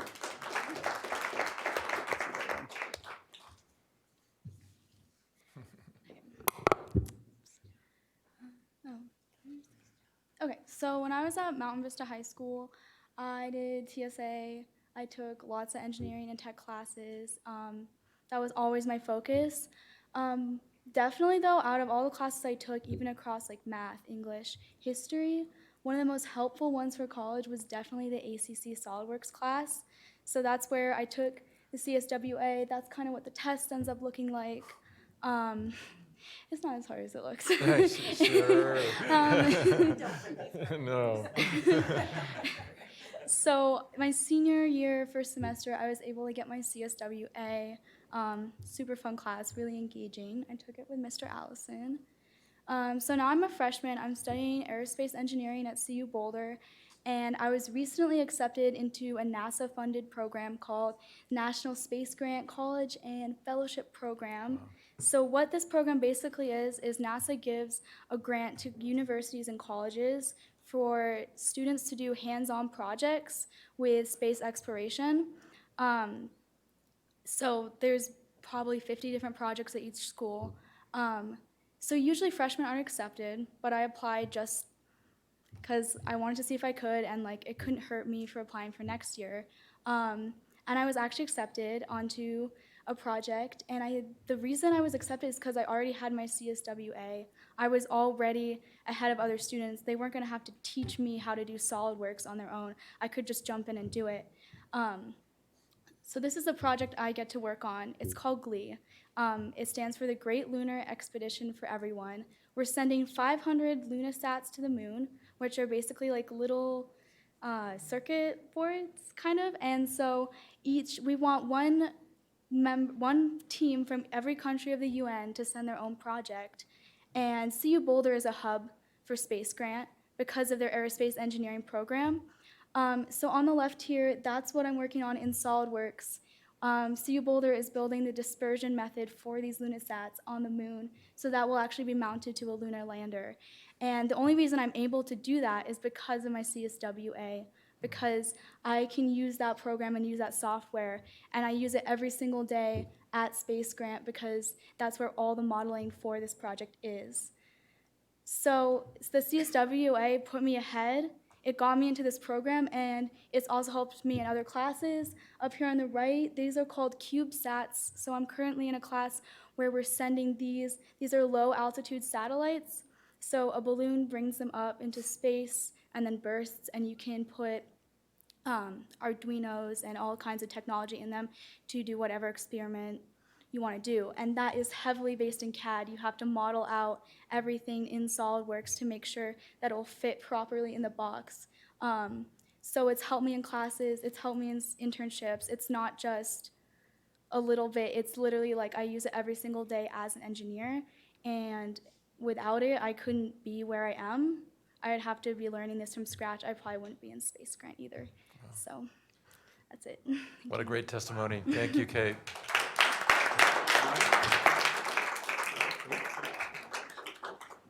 Well, good evening, Board of Directors. Good morning, good evening, Cabinet. It feels like morning, I guess, but I'm a little tired. So thanks for having me here today. First of all, I just want to thank everyone who's been working hard on the strategic plan. Marlena and her team, Dr. Tucker, they have championed a great effort. And I've enjoyed being part of the strategic plan, and I really enjoy being part of this post-secondary part of the plan. So in the 90s, I started teaching in the suburbs of Chicago, and I was a career and tech educator. So I started teaching Cisco computer networking when we still used wires. I'm not sure if Gotham heard that out there in cyberspace somewhere, but we used to teach that using wires before wireless existed. And so I'm a career and tech ed kid. It's one of the things that really helped me get through school and one of the classes that I really enjoyed. While I didn't reach the same heights that Kate's reaching here, literally and figuratively, it's hard to follow and act like that, but I did fall in love with CTE to a point that I wanted to teach that and give that back as an educator. And so I have seen both as a teacher and as an administrator the advantage of career and tech education. And I'm so proud that we have this strategic planning that focuses on post-secondary readiness where all kids can be successful. So during my time at Rock Canyon High School, first of all, at Douglas County High School, I oversaw all of the CTE programs, which many of you know are very traditional programs. One of my favorite things was going out and judging some of the 4-H events and doing some of those things, because being a kid from Chicago, I didn't have Dr. Tucker's experience on the farm. And so learning all of that was a pretty cool experience. And when you'd write a letter of recommendation for a 4-H kid, sometimes you get pork chops, or, you know, Rock Canyon would get Starbucks cards or something like that every now and then. But it was pretty cool experience. And so I oversaw the CTE programs at Douglas County High School. We've been able to implement some CTE programs at Rock Canyon High School that have just been outstanding. Our biotechnology program stands out. Our fire science program stands out. Our RCTV and news media program stands out. Engineering, business, all of the programs. Our science shop does a lot of work for our school district.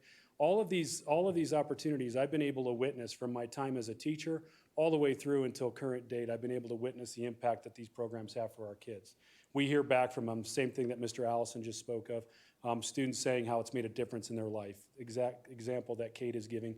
We have students that have gone into biomedical research, and now students who are firefighters, all of those things. So when I think about the post-secondary readiness, one thing that I think we do a fairly good job of, certainly at Rock Canyon, I feel strongly that we do a good job of college preparatory, and that we have good college preparatory, and that's been even enhanced thanks to our voters in 5B or 5A with the increasing counselors that we have on site now. And reducing that ratio has helped tremendously with our post-secondary readiness, particularly on college preparatory. I'm really excited about the money that's going to be put into CTE programs in our school district. That's going to make that more robust, and I really think what that is doing is it's building a system where all kids have an opportunity to get after what they're interested in and to move on and to get into that definition that we all have that's a little bit different of success post-secondary. So I've been proud to be part of the strategic plan. I'm happy to answer any questions for you, but I think Danny has done a great job of leading this team, and we've done a lot of work, and we've done a lot of brainstorming, and we've brought a lot of ideas from our staff, from our teaching staff, back to the table, to the strategic planning sessions, so that we hopefully have a really good, solid 5-year plan with the strategic plan to make sure that all of our families, first and foremost, are informed of what all of the opportunities are. And secondly, students can find that place where they're going to excel, or that interest that they might have that might push them into that future. So. Very good. Yeah. Thank you, Mr. Thanks, guys. Abner. All right.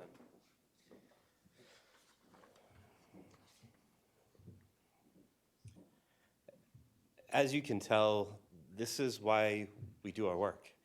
This is why we invest in incredible people and incredible opportunities for our kids.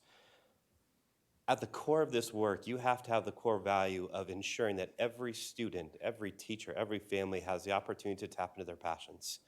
So when we look at this work, this became kind of the values in which we grounded ourselves as we began this process of developing these strategic objectives and initiatives in this process. So when we talk about empowering kids, developing confidence, from socio-emotional confidence to academic confidence, to feeling like a kid or a teacher can do anything that is possible. As you heard, anything is possible. So as we do this work, we really utilize this as our lens. When we looked at this lens, is truly what is a successful DCSD graduate? That's a really large question that's really going to ground us as we start talking about developing our initiatives. And so as we start looking at some of the initiatives, I'm not going to read through these. You heard these last time. Danelle Hyatt did a great job of summarizing these, and you can look at it. But really our goal for us is there's 2 parts to this initiative that we really wanted to be very literal on. There was looking at preparation, and there was looking at guidance. And so when we look at this idea of guidance, guidance really came to this idea of creating awareness. So when you heard some of the amazing things that are occurring in Ken Allison's classroom that's there, and the experiences of what Kate was taking advantage of, we need to make sure that we are ensuring that all students, all families understand what is being offered. Our goal is to make sure we create equitable access for all students, and we're sustainably investing in programming that all students have the opportunity to explore their passions, whether that be from a CAD side of things to talking about automotive to 4-H to military-based services. So when you start looking at this objective, our objective was to increase stakeholder awareness of all post-secondary or all postgraduate opportunities. When we looked at our initiative, the goal was really around this. It's utilize a systemic, and this is key to say this, a systemic and coordinated approach to ensure awareness of pathways leading to associates, bachelor's degrees, industry credentials, and military service. There are 219 industry credentials that are out there that our kids can start earning now. 219, just let that resonate. When you look at this idea of when you look at this idea, we originally kind of looked at this idea of 2- and 4-year degrees. The National Education for Statistics don't even talk about 4-year degrees because they're really not earned in 4 years anymore. So when we look at this, we're intentionally trying to stay true to what trends look like this. And so this idea of developing awareness was key in this process. The next component that was tied in this was this concept of preparation. How do we create these pathways? How do we develop sustainable pathways? When I was a high school counselor, one of the hardest things for me to ever experience is when you see a kid who had an opportunity who said, I love this class, I can't wait to do this, and all of a sudden the semester end and there's no part 2 to it, there's no part 3 to it. And so for us, what our goal is how do we develop sustainable quality educational pathways for all students? How do we enhance that, increase opportunities for that? In that same breath, as we looked at the initiatives, was to increase equitable middle and high school career and technical education, concurrent enrollment, and career and college readiness opportunities in every region for Douglas County. We've already started this process, which you heard a little bit about our architect getting pulled on board with DLR and allocating that $15 million. We've been very strategic in working hand in hand with our principals to really look at what is it industry is looking for, what is it that our community is asking for, what do we need to make sure to ensure that our teachers are qualified and credentialed, and how do we systemically develop those pathways? And so we invest those $15 million. They're intentionally being developed in sustainable ways. And so we've already begun some of that work. The second initiative there is to enhance and increase work-based learning opportunities where students progress from learning about work to learning through work and focused career classes. As you heard from Kate's prime example that's there, she was doing real-level work in the classroom.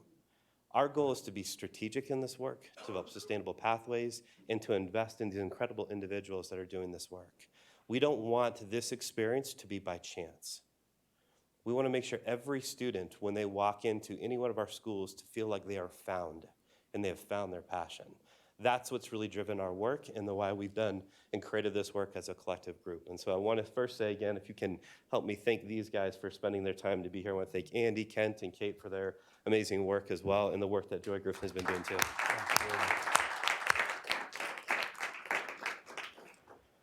So we've already started with our action teams. If you want to see a little bit what we did at our district leadership team meeting, we've already started this work. We had an incredible experience for our elementary folks to start tapping into this passion as well too, all the way up to talking about what is a successful graduate, and brought in some great speakers as well. So what questions and additions you have to this work for us? There we go. First of all, I want to thank you all. I want to read verbatim what this board did set as a goal before there was even a strategic plan. May I? Please. It says this. This is one of the areas we wanted to prioritize this year. Monitor development and expansion of becoming a premier leader in career and technical education that inspires students to gain real-world knowledge, occupational experience, and 21st century skills to be the best business and community leaders possible.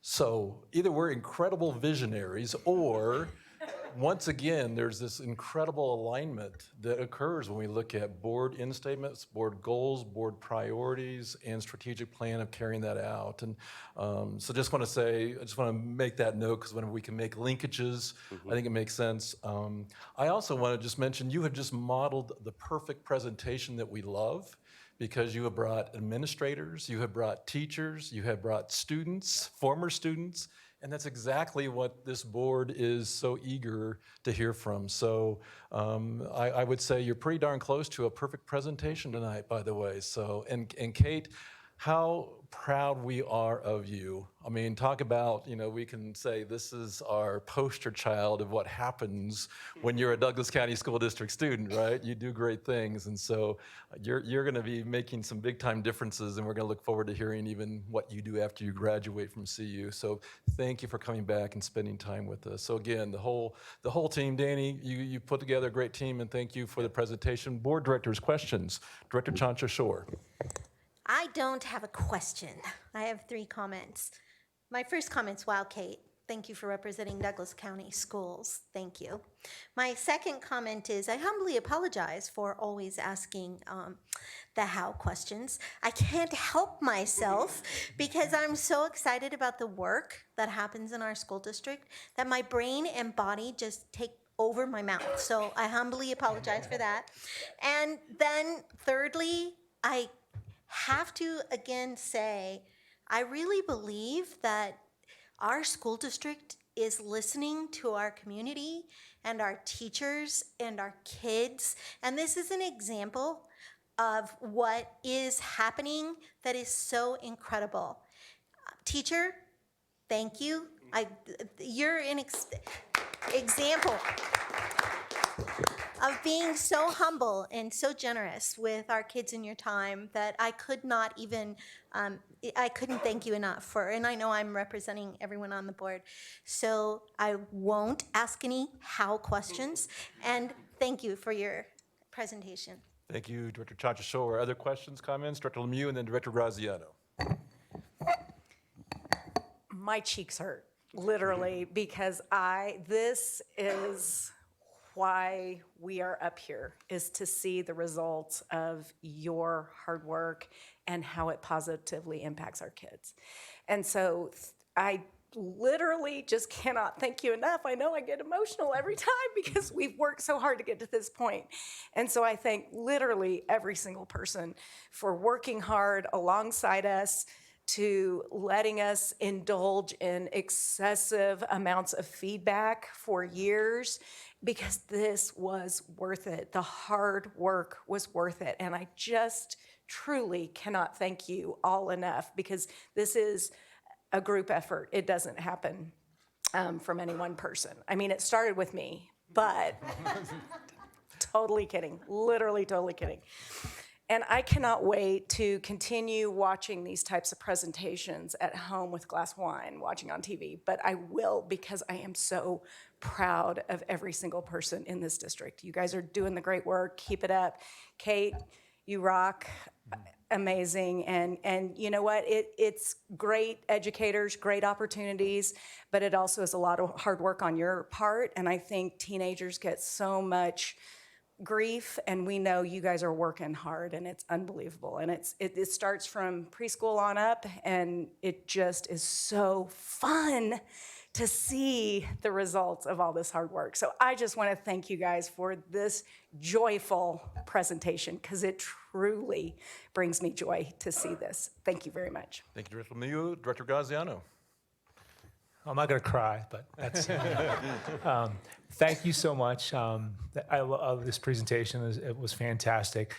Working for a software company myself, we hear all the time kind of a couple things. We hear how in the future, this talent gap, because people aren't going to have the skills to do what's required regarding software development, AI, robotics, all of these things. But then you also recognize that with that, for the people who are learning or are doing it, there's such an amazing opportunity. So for us to be leading in this and have classes like this with software like SolidWorks and other things that we could do, it's such an incredible place we'll put our students in to be able to have these skills or to be able to walk out of our district and know how to program or develop or code in any of these kinds of things. So it's really exciting for me because I know, I see the pain that businesses have.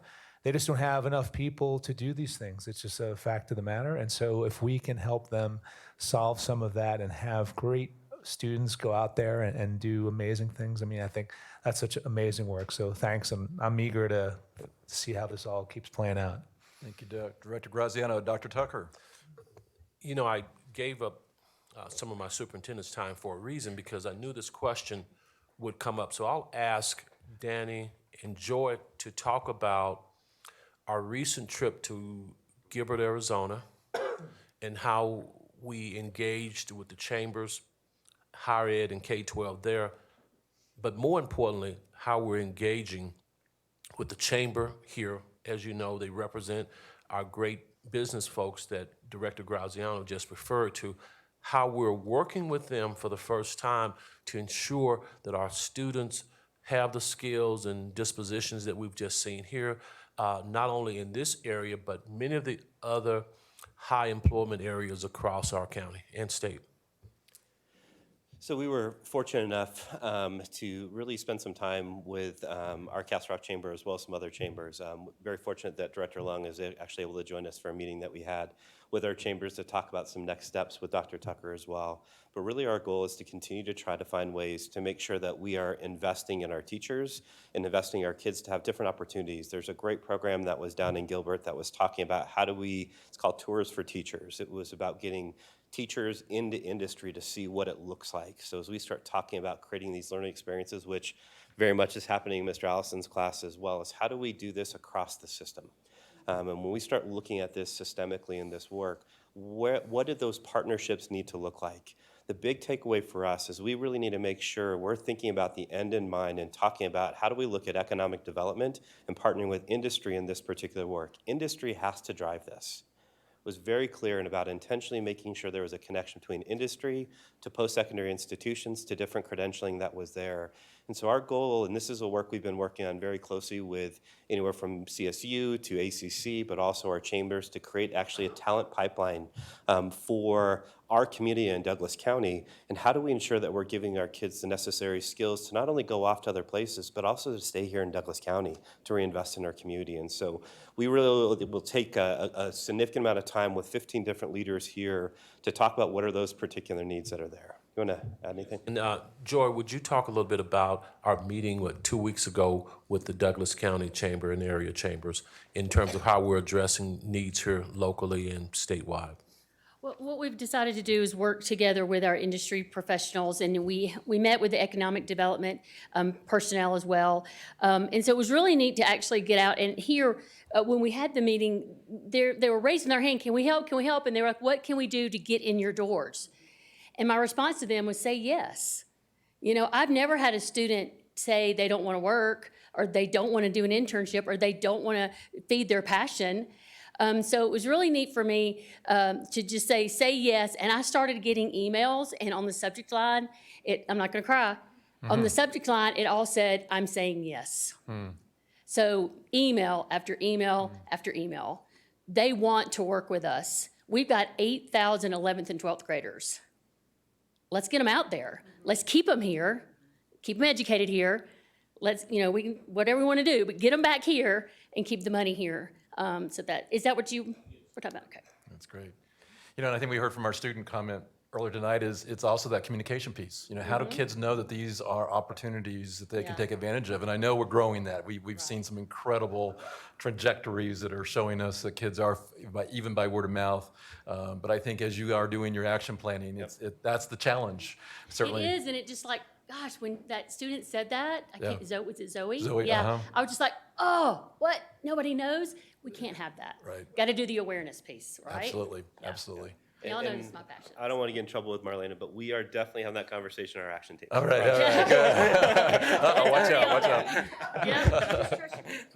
All right. Again, thank you, one and all, again, for being here. Delightful presentation. Thank you very much. Yeah. Okay, board directors, let's take about a 6-minute break and come back at about 2 minutes till 8.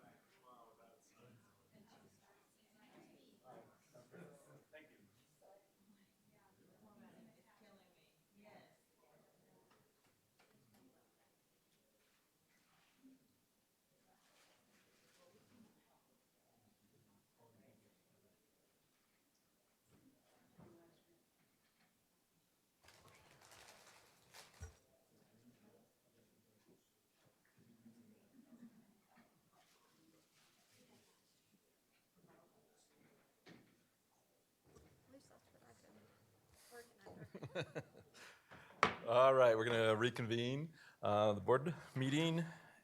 Well, our next section on our agenda is to deal with some policy revisions, and as we have stated many times, this board has taken on the incredible task of looking through every single one of our policies to ensure that they're aligned with Colorado statute, that they still are meaningful in terms of reflecting practices in our district. We're looking at obsolete policies as well as policies that just need to be updated. So that project will continue certainly until the rest of this year. But tonight we have several first readings, but I want us to focus first of all on the next agenda item, which is our student wellness policy. It is a third reading. I think this is a perfect example of how we vet policies. A legal counsel's looked at it, it's gone to DAC, it's gone to student advisory group, it's gone out to the public. The board has heard it a couple of times, we've given some feedback, but I think this is a perfect example of how we do business in terms of being inclusive. So I'm gonna first of all just ask Mrs. Klimisch, is there anything that you wanna highlight regarding this third reading that we're about to take a look at? The only thing I want to highlight is that I have reviewed this for compliance with federal law, which is applicable here, especially related to, I believe, our nutrition programs and our school lunch programs and the FDA requirements. The other thing I want to point out is that there is an ADF-R, which is a superintendent's file policy, which does provide more specific implementation guidance, I shouldn't say guidance, but implementation, the means by which to implement this policy is contained within that. And that is within the superintendent's direction to look at that policy and update it as appropriate to implement this policy that the board is setting as the standard for the district. Very good. And I think it's a perfect example of what the board does. The board is about the what, the superintendent and staff are about the how. And so I think, again, when people see that R on policy, they know that's operational as opposed to a board policy. And so I think it's a great contrast to continue to highlight. I also just want to make a comment. I know, again, Zoe Zizzo, our student from Student Advisor Group, applauded the fact that we added things like social and emotional wellness to this policy. We didn't have to do that because certainly, as Mrs. Klimisch pointed out, we could have just gone with just strict compliance with the nutritional policies and the statutes and the federal regulations. But I think this board really wanted to send that message that social and emotional wellness is just as critical to us as physical and nutritional wellness. So really pleased that we turned a policy into something even better that's unique to our school district. So board directors, any questions you have regarding this draft? And if not, I do see a question from Director Lung, and then we will entertain a motion. And thank you very much for revising this policy. And I have a couple questions related to the District Health Advisory Committee that is being mentioned. And would I know the implementations is with Dr. Kerr, you mentioned about the ADD-R. If I may ask, is this committee already exists right now in the school district? And if not, will you recommend this be a board committee, superintendent's committee like the employee council, or just some sort of like CIT focus group committee, that sort of things? And then in the text of this policy, it specifically mentioned about the stakeholder of this committee is school district administrator or other school official. Would you consider to act like teacher? Director Lung, can you reference the policy specifically so we all can catch up with you? Oh, I'm sorry. We are talking about ADF. Yes. And then I'm talking about, you know, the if you look at the ADF third reading, Right. in there. No, but give me the paragraph you're Okay, referencing. the second paragraph. Okay. To further the board's belief, the board you. delegated to the superintendent's authority to maintain a student wellness policy for the district and the establishment of a district health advisory committee, which includes one or more school district administrators or other school officials. And so I'm just wondering, So you know what I mentioned. We got your question. So Mrs. Ingalls is here just to Take that first question. I think he Dr. asked Tucker? several questions. Nancy, let's go ahead and talk about the advisory committee, and then we'll go from there. Wonderful. So the District Health Advisory Committee does already exist. It's an ongoing committee made up of multiple stakeholders, including staff. I believe we have a parent on the committee, a community member, and when I say staff, we have school-based staff and also district-based staff on this committee. This committee, I believe, is required by the USDA under this wellness policy. And another requirement in the wellness policy says that the District Health Advisory Committee must include somebody from district leadership. And so that sentence that you see there includes, just reflects compliance with the USDA. Please know too that that committee does include other stakeholders as well. Okay. And Dr. Tucker, did you feel like or Director Lung, were there other questions that you wanted to make sure? Yeah, well, I know the second question had to do with the composition of the committee. I think Nancy has addressed that. We've also received input from Scott as well, because we do work with staff in his department as well in terms of food, nutrition, and so forth. And I think that may be cited in here as well. All right. Director Lung, does that answer your questions? I'm on the board for 2 years. The first time I heard there's like such a committee exists. And again, since this is a title student wellness, and I appreciate that we have a committee like that, but it would be, and I'm sure that they're doing an excellent job of make sure that the student wellness is the top of the priority. And I do not want people read the second paragraph or the last sentence to think that this committee only treasure the input from the school district administrator or our school officials. After all, this is called student wellness. So we have wonderful people in the student advisory committee. We have, parents that could give excellent input related to the student wellness. Again, I would rather not seeing the last sentence that only highlight the school administrator in there. And if we do want to put something in compliance, I love to see that add more stakeholders group in there to truly reflect what is currently the compositions of the committee, so people knows that this is not dictated by the district or school people. After all, you said that you actually have teacher, parents, in there. So, and I agree with Director Long, I don't see the need for that phrase, which includes one or more school administrators in our policy. Because again, that seems to be getting into the how. I think Director Long's point is well taken to say there's an establishment of a district health advisory committee is sufficient for us to define the, unless I'm missing something in terms of why that's qualified. So I think that's the question Director Lung is asking. So either Mrs. Clemish or Dr. Tucker. I'd have to revisit the regulations again, and I apologize, I forgot that particular folder in the office. But it's my recollection that I think that the regulations may specifically identify that there needs to be an administrator on that committee or something to that effect. So that would be my hesitancy in changing it, is that there is that requirement and we'd want to have it in our policy if that was the case. Sure. And also, as a reminder, and I know Director Ray mentioned this, all of these policies certainly have student input, especially any policy that has student in it. This policy, and all policies of this nature are run by our student advisory group for input as well. Director Lemieux.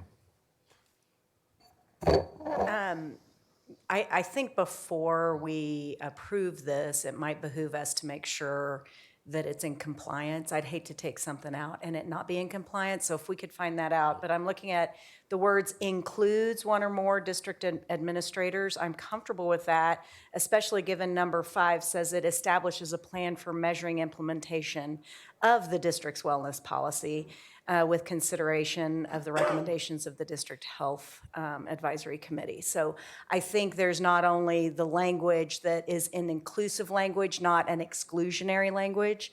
It's inclusive, but it also has, part of our policy also has a backup of accountability. And I would just clarify that unless there's a different motion tonight, the motion does include the wording that is in there. So this is not about whether it's in compliance or not. We have a policy that's been written that we are considering. So unless someone wants to make a motion to either postpone that for clarification or just to go ahead and make a motion, given what we have in front of us, that's really our decision to make tonight.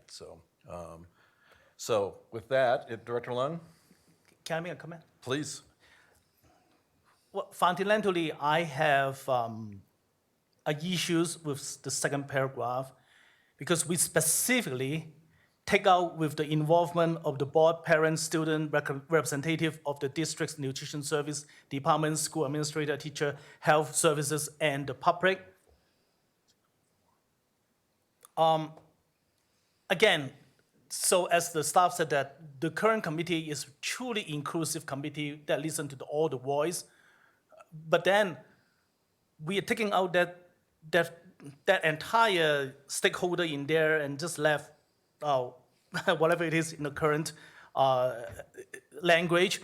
I understand that that impulsively in PI we are inclusive, but we are specifically take them out. So I think it may send a wrong message. All right, understand. Director Holtzman? So I'm wondering if it would still be acceptable if we just said in that paragraph we've mentioned, and the establishment of a district health advisory committee, and leave it there and put a period after that. Because I think when you reference the district health advisory committee, what I'm understanding is that's a requirement of federal law or state law. I think you said federal. So that's defined in that law. And then the R policy could further define that committee if that was needed. But if it would be acceptable to just put a period after District Health Advisory Committee, then I would make a motion that we make that amendment if it's acceptable. So a motion's been made to accept this policy on third reading with the striking of which includes one or more school district administrators or other school officials based on the assumption that District Health Advisory Committee will be regulated and can be further defined regardless of whether or not that phrase is in this policy. Is that what I'm understanding? So motion's been made by Holtzman. Is there a second? I will second that. Seconded by Director Lung. Any further discussion? Just wanted to make sure with Mrs. Klimish that this would be okay. Well, I'm giving legal advice in public session, which I don't like to do. But it would be my sense that should there be specific regulatory requirements, they could be placed in the superintendent's policy. Very good. With respect to implementing the individuals or the representatives who would be part of the District Health Advisory Committee. Very good. Thank you, Ms. Klimish. All right. Any further discussion? Seeing none, let's vote. Director Chanchashore? Aye. Graziano? Aye. Holtzman? Aye. Lemieux? Aye. Lung? Aye. Ray, aye. That passes unanimously. Next series of policies are first readings. And again, I'm going to need to call on Mrs. Klimish to just give us some highlights, and then board directors, if there are questions, before we also put this out to our community to also give us feedback as well. Mrs. Klimish. Okay, so we have a series of policies that we're bringing to you this evening. We had been waiting on these policies to bring them to the board for a couple of reasons. One, we wanted to get the recommendations from CASB with respect to policies related to personnel, which are in Section G, and then policies related to students, which are in Section J. All of these policies are another part of our responsibility to comply with a commitment we have made with the Office of Civil Rights related to an agreement that was reached with them with respect to an agreement related to addressing a relative complaint that was brought several years ago. And so as a result of the fact that it has taken longer to get to policy G and policy J, we wanted to bring these to you as kind of a package. Additionally, the timing is really quite good now because not so long ago, you had approved policy AC, which is our general non-discrimination mandate with respect to kind of all of the practices of the district that relates to students, staff, the public generally. So that sets kind of the basic non-discrimination mandates for the district, and these policies are a little bit more specific to specific groups. Policy GBA and GBAA address employees. Policies JB, JBA, and JBC address students. Additionally, we had been waiting a bit because with respect to Title IX, there will be and there has been proposed regulations with respect to implementation of Title IX, which we thought might be in place, which to the extent there might need to be some revision of policy, we wouldn't need to go through that again, but yet we have not yet gotten approval of those regulatory guidelines, and we really want to move these policies forward.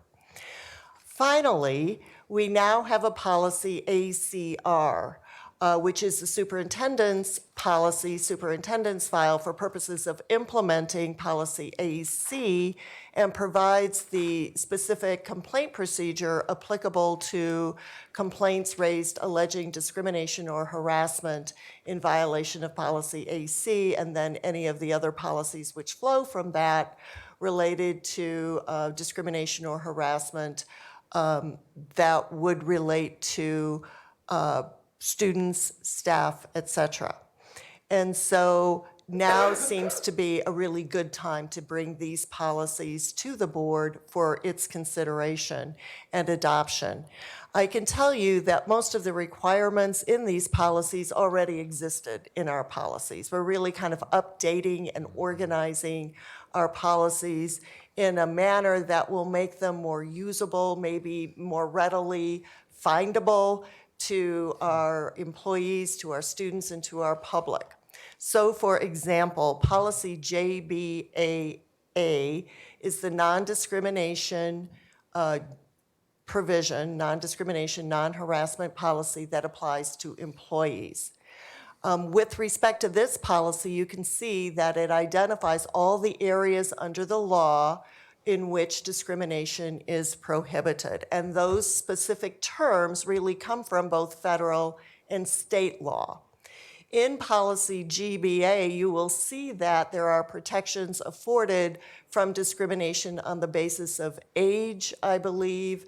They also add on the basis of pregnancy or other physical limitations that may result from childbirth or something to that effect. And then also, I believe, based on no discrimination based upon the employer's receipt of genetic information. Well, those terms or that reference is included in policy JBA because we have specific statutory requirements, both federal and state law, that protects individuals, employees from discrimination on the basis of age. Ms. Clemish, I think you're saying J. Oh, so it's G. Yeah. It's G. I'm sorry, GBA. That's all right. But GBA on the basis of age under the Age Discrimination in Employment Act. And then, of course, there's a genetic discrimination, a federal law that prohibits discrimination on the basis of an employer's acquisition of genetic information for purposes of insurance and employee benefits. And then finally, the state of Colorado has a specific statute that prohibits discrimination on the basis of pregnancy status and then other kinds of conditions that may result from giving birth. So that's the reason for some of those differentiators. With respect to specifically identifying or referring to sexual harassment in a board policy, this is not something that is unusual in policy development for public entities as well as public entities across the country. Special mention, if there is a single policy, typically you will see special mention given to a policy related to sexual discrimination and sexual harassment. In this instance, CASB has recommended that there be a separate policy that relates to sexual harassment, and this policy typically is consistent with, as we've worked hard to kind of conform our policies to their recommendations and stylistically for readiness of access to our constituents and students and staff. And this particular policy, then we have a JBAA that is specific to sexual harassment. Then when we move to the policy JB, that's an equal educational opportunity policy. Again, under AC, we have a general EEO policy there that also kind of applies to equal educational opportunity. But again, because this section of our policy relates to students, there's a separate policy, JB, that relates to EEO, equal educational opportunity. Then we have JBA, which has been revised because the district already had a policy, ABA, JBA, with respect to non-discrimination and harassment generally, which also addressed sexual harassment in that policy. But again, consistent with what CASB has recommended for differentiating or giving special mention to sexual harassment, we have a policy before us now, policy JC, which specifically addresses sexual harassment. JBC. JBC, I'm sorry. Now, we also have a policy JBB that specifically addresses discrimination on the basis of disability status for students. So it kind of aligns with the policies. I think the special mention related to sexual harassment is appropriate and is consistent with CASB's recommendations. I believe all of these policies have been reviewed by the Office of Civil Rights in the present form, and they are in agreement with this language. There may be some instances where some of the language still needs to be aligned with policy AC, and we'll make those fixes for the next reading, for the second reading. Very good. And so we're going to take it one at a time. Thank you for the overview, so we don't get our J's and G's mixed up here. The GBA, which is now referred to as the Open Hiring Equal Employment Opportunity Policy, it originally was a GBAR policy, was all that was on our books. We didn't have a GBA. So we're differentiating again that this is the overview policy that launches the operational. So one of my questions, Ms. Clemish, is there a GBAR that goes more into detail about how we carry out this belief around equal employment opportunities? There may be. I can't say with certainty that there is. That would be something that Cabinet would be looking at when we get to our policies at G. At this point in time, we are reviewing our employee manual along with the superintendent's file policies related to employees. So there may very well be an implementation process for purposes of implementing procedures to ensure equal employment opportunity and open hiring. Very good. Because we've noted that there's a lot of strikeouts in this policy for us because of the existing policy that we've had. So my assumption is a lot of the strikeouts that we see in this policy will show up to some degree in the GBAR policy that you're working on with Superintendent's Cabinet. So any other questions, board directors, regarding the new GBA first reading? Director Lemieux? Well, given that if our policy doesn't cover something and there isn't an R policy, how are our employees protected? If we're not updating them in conjunction. It is my view that our employees are protected based upon the requirements under state and federal law in these policies that presently exist. We have a complaint procedure under ACR, which has been adopted under superintendent's file. So if any employee wanted to bring an allegation forward related to alleging non-discrimination under any protected status, they would be able to bring that complaint to our EEO compliance officers. And we have notification on our websites. I believe all of the schools are placing notification of how to make those complaints on their websites. And we have been working to ensure that these systems and the information is getting out to our communities. Very good. And that's an important emphasis, is that even though policy may not be in place in a district, state statute still is there for protective purposes. And I think sometimes we forget that there's state statute that drives and we align to, but just because the policy is absent doesn't mean that we no longer comply with state statute. We always comply with state statute no matter what. So any other questions regarding this? First reading, Director Lung? I thought there is employment protections for the veterans, but I did not see that mentioned in here.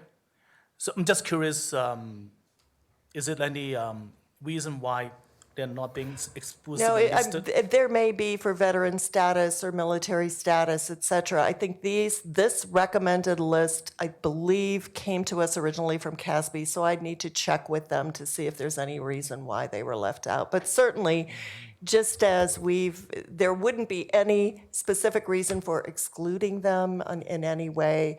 Clearly, we may have separate provisions in employee handbooks or in our regulatory requirement with respect to our obligations under federal law to individuals who are veterans or individuals who are presently serving in the military or may be called up to serve in the military. So clearly our district is complying with the requirements under federal and state law. And if you look at our bulletin boards throughout our school and even in this building, you'll see that notifications and posters with respect to their rights are made readily available to our employees. I will certainly look into that so that we can assure that we are noting that protection to the extent appropriate in this particular policy. All right, thank you, Ms. Klimisch. All right, I'm going to move us all on to the GBAA, which is a new policy, as we heard Ms. Klimisch explain. We've separated that out from the GBA policy for a policy in itself. And I would just make a quick comment that I think that really reflects this board's desire from the get-go. We have talked a lot in the past couple of years about our concern around protection around sexual harassment. So I think regardless of whether CASB made that recommendation or not, this board would have certainly supported this being a separate policy to emphasize our desire that we make sure at all costs that no one is victim of sexual harassment. So again, this policy is for our adults, our employees in our district. We also have a matching policy that would be for our students in the J section. But any questions, board directors, regarding the sexual harassment policy? All right, seeing none, we're going to move us on then to policy JB, which is equal educational opportunities for students. So again, this is with a student lens instead of an employee lens. It is also a new policy. This is what is so right on in terms of the project we've taken on, is that we have had these absent, and even having OCR looking over our shoulder and saying what's going on, I think tells us that we're doing the right thing, the right work at the right time. So again, directors, any questions regarding equal educational opportunities? Director Lung. Well, I think this board has been, and these administrations have been doing a wonderful job listening to a lot of concern. I have been sitting in this board, and there's a lot of different groups tell us the experience. I just want to ask whether this is something that the board has jurisdictions to monitor. Is it within our responsibility to make sure that this is implemented the way that it's supposed to be written? In the second paragraph, and I'm sorry, in the third paragraph, it say that the board directs the superintendents or designees to periodically monitoring the following area. But it does not truly define what does periodically monitoring means. And I've been seeing the board for 2 years. I'm not quite sure I see any report that's submitted to us to make sure that this is being in compliance. So this is question number one. I'm not quite sure whether this is something that we should do, or we should at least do some sort of get a periodic report to fulfill our duty, or maybe this is not a duty at all. This is question number one. Second question is number 6 in the discipline. Again, I served in the board for 2 years, and I heard a lot of public comment about, there could be or maybe issues about the equitable implementations and applications. And again, I'm not quite sure whether it's our board's charter to look into this to make sure that we are monitoring this. So I just Sure. I just want And to I'll know. respond with a couple of things, and then Ms. Clemish, Dr. Tucker, if you want to as well. But I think, Dr. Lung, we see those in various ways, and this board can always request a monitoring report on anything that we want to have more monitor. But a perfect example tonight is we approved courses and novels, and so that's our way to monitor, for instance, curriculum materials, so that we see that it's gone through a process, that it's met certain criteria. And so as a board, that's one glimpse that we get to see that staff is actually going through the process of checking off whether it is respectful of diversity and things like that. So that's a perfect example tonight of what we've seen that helps us monitor selection of curriculum.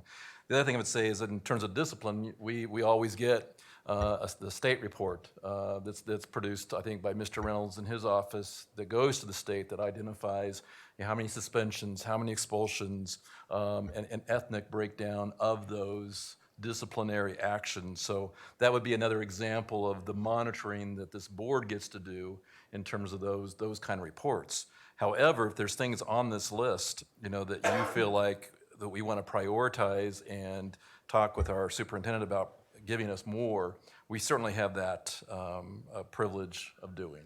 So that would be how I'd respond. I don't know, Mrs. Clemish, Dr. Tucker, if you want to expand on that at all. Yeah, no, I don't disagree with any of the comments that Director Ray, you've made in response. And additionally, I want to point out that clearly the board can ask for a report in any of these areas, but with respect to this policy, the board is designating or directing the superintendent to periodically monitor. It is not asking, or it's not assuming that the board will be doing the monitoring. So I wanted to make that point clear, and not to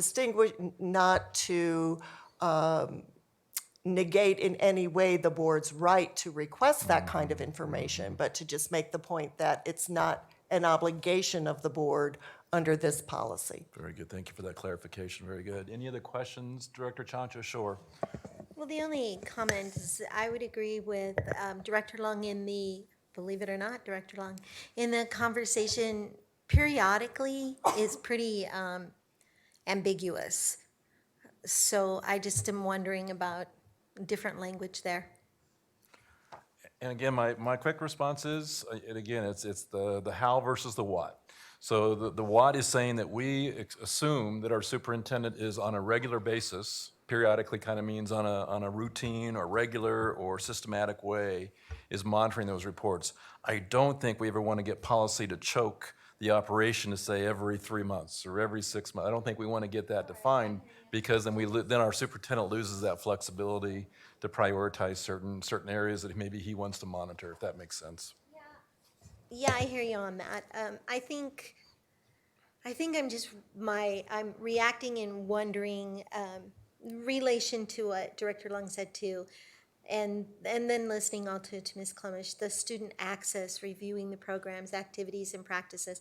Just it raises my questions. Yeah, which I think that's why this policy is a good one for us to look at, because again, we know our superintendent's monitoring these areas, but if we want more information, let's ask him to have staff present that to us. That's the privilege we have as a board. So I think it's raised some questions like, oh, I wonder what they're doing in this certain area. So I think if anything, it's a good launching place for us to maybe prioritize if there's areas that we want to have more information about. So That's a good question. please, Dr. Shore. So in regard to the student access bullet number 3, and this policy, JB, how does this relate to charters? And would charters then ask for waivers in regard to this policy? And Danny's not here, but I think that would be a question we would ask. I mean, and we do have that readily available. We can go and look at every charter school in terms of what policies they've waived and get that information. So if there is some concern, and typically not only do charters have the ability to waive, that they also, there's an expectation that they replace a policy if they waive one that we feel like it shouldn't be waivable, which I think is where you're getting at, is that we shouldn't ever say to anyone that that it's okay to segregate or it's okay to not be equitable in terms of our resources or student access. But that's, again, I think we can get that information at our fingertips with what policies our charters have waived to see if this is one that they have. However, this one is a new policy, so the question, I think, is well taken, Director Chancha Shore, is that whole notion of so now that we have this as a system policy, do charters need to reapply to waive out of this policy, or can we assume that when we add policy, that unless there's been a waiver, that they need to be compliant with this policy, which I think is the question of the day that we're kind of working through. Right, right. And not to assume that anyone is not allowing access. It just is raising the question about curriculum, training, access, student evaluation instruments, the continuity and the consistency You bet. across the district. Yep, good question. And we can certainly send that on to Danny to kind of give an update, because I know he's been working with our directors to really look at, policies that should be automatically waived, but they're also waiting for us to complete this project as well, so they can do some of that work to say what applies, what doesn't, and what needs a new waiver possibly, or a new replacement policy. So, all right. Director Lung?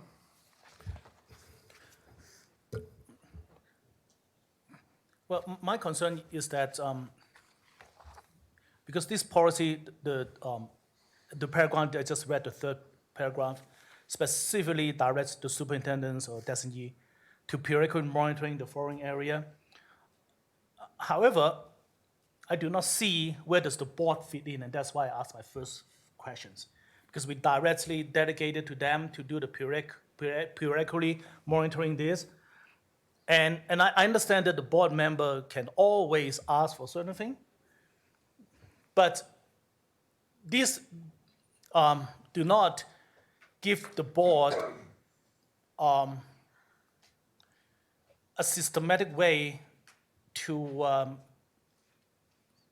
make sure that this is being implemented. I mean, we trust our superintendents, but again, it's our job to make sure that maybe we should at least get a report once a year or once, a certain time, a quick summary, so that we can fulfill our duty of, because this is an important area, curriculums, material, training, student access, district support, and discipline. So that is the reason why I raised my first questions, because if I read it correctly, we just dedicate everything and then that's it. We seems like wash our hand.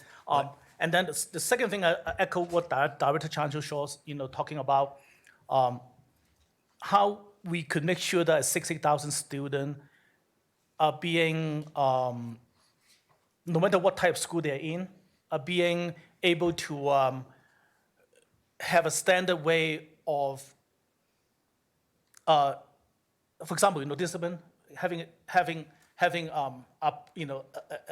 equitable implementations of discipline, because in the last 2 years on the board, we hear a lot of charter parents, for example, coming over and talk to us, knowing that we actually really don't have authority whatsoever on them. I just use that as an example. With this new policy, I don't want people to have a wrong idea that we suddenly have authority or superintendents has authority to monitoring all students. Which, I mean, as you said, this may not even, we actually, we may not be able to apply, we actually, back to whatever that we approve, So, so I just want this to be considered when we move forward with this. Sure. Thank you, Director Lung. And so some clarification around where the charter fits into this process. I would just quickly comment that when you say where does the board fit, we have one employee, it's our superintendent. We evaluate our superintendent. We hold him accountable for following policy. And if we need more information to understand how he's carrying out this policy, we can certainly use that as our systemic way of finding that information out. So I would just say we fit there because we hold our superintendent accountable, and we can ask those questions to make sure we feel good that he's carrying out the policy the way we intended. Other comments? All right, let's move on to our next first reading, which is non-discrimination, non-harassment of students. And again, this is another example of a policy where we had on file a regulatory policy, but we didn't have a board policy on file. We had a JBAR. And again, I assume, Mrs. Clemish, that again, this will launch into a superintendent's policy that gets more into some of the detail that this existing policy had around first, second, third offenses and things like that, really are more appropriate in that regulatory policy where this is still a board policy defining the what. That's correct. All right. Any questions regarding that? Director Lung? Well, I just want to make sure that all our policy regarding to the protected categories are pretty much, the similar and the same. And one thing that really struck me of this policy on the third paragraph, it shall be a violations of policy for any staff, blah, blah, blah. And this is the first time I see the word efficacy is being used anywhere in any of our policy. And again, I want to give, our wonderful chief counselor maybe some time to look into this. But I just want to make sure that everything is more or less similar, and it's not. I mean, I don't unless there's a very specific reason why this is legally required to put this work there. I'm just. So before second reading, Mrs. Clemish, if we could just take a look at consistency of words, that would be helpful. Yeah, I had mentioned that in my preface, that we were working very hard to make sure we were using consistency of terms. There were some places that we recognized where we missed finding them because we're looking at policies that were developed at different times. We're taking language from our policies as well as CASB's recommended policies. So we'll try to do our best to find all of them to make them as consistent as possible. Very good. Thank you, Ms. Clemish. Thank you, Director Lung, for highlighting that. Any other questions regarding this particular policy? I do want to just highlight that certainly, again, Zoe, our student, really talked a lot about concern around marginalizing certain populations in our schools, and I'm really pleased again to see that we have done everything possible to identify every single possibility that we want to make sure that no student is marginalized for. And so I really feel like that was well spoken on her part, but again, well responsed on our part to make sure that's included in this policy. So we're going to move on to first reading of JBC, which is, again, sexual harassment, but it's also specific with students. This is also a new policy that parallels our policy regarding adults. Again, any questions? I assume Director Lung is going to ask the same question about consistency in language, and we'll certainly vet that for that purpose. Any other questions regarding this particular first reading of this policy? All right, seeing none. We're going to move on to JECBA, which is I'm sorry, Director Lemieux? Yeah, thank you. Just for clarification, is JBC student-on-student sexual harassment, or when I was looking at that? Actually, it's more than just student-on-student. Okay. JBC really is designed for a policy that would be applicable to students. If they wanted to look at a policy that was able to identify discrimination in the school setting related to, or harassment related to, or on the basis of sex, this is where they would look. So it could be staff on student, student on student, student on staff. Very good, thank you. Very good, thank you. Okay, so again, moving on to kind of a unique policy that just needed updated regarding admission of foreign exchange students, policy JECBA. This board did some work, and also thank you to Ted Knight who helped us do some work on this last year, but it looked like we needed one more revision because we were calling out immigrant students, and it appears that that's not necessary. So Mrs. Clemish, do you want to give us a quick summary of the modification for this policy? Sure. It looks like sometime in 2018, there was some work done on this policy to really kind of conform and maybe streamline your policy as related to foreign exchange students. And that language appears to be pretty consistent with CASB's recommended language, so I don't anticipate they'll come back with making many recommended revisions with respect to this policy in that regard. The very first paragraph, however, related to immigrant students, we are recommending that that be deleted because the U.S. Department of Justice, as well as the U.S. Department of Education, has issued a guidance memorandum or a directive to schools which basically directs school districts not to ask at all about a child's citizenship status or immigration status to establish residency within the district. So in order to make it clear that that's something we're not going to be doing, and in response to Nancy Engels brought that to our attention up in legal, we are recommending that the board eliminate that particular paragraph which suggests that the student will be required to complete the Immigration and Naturalization Service, which clearly would leave a person with the impression that we'd be asking about their immigration status.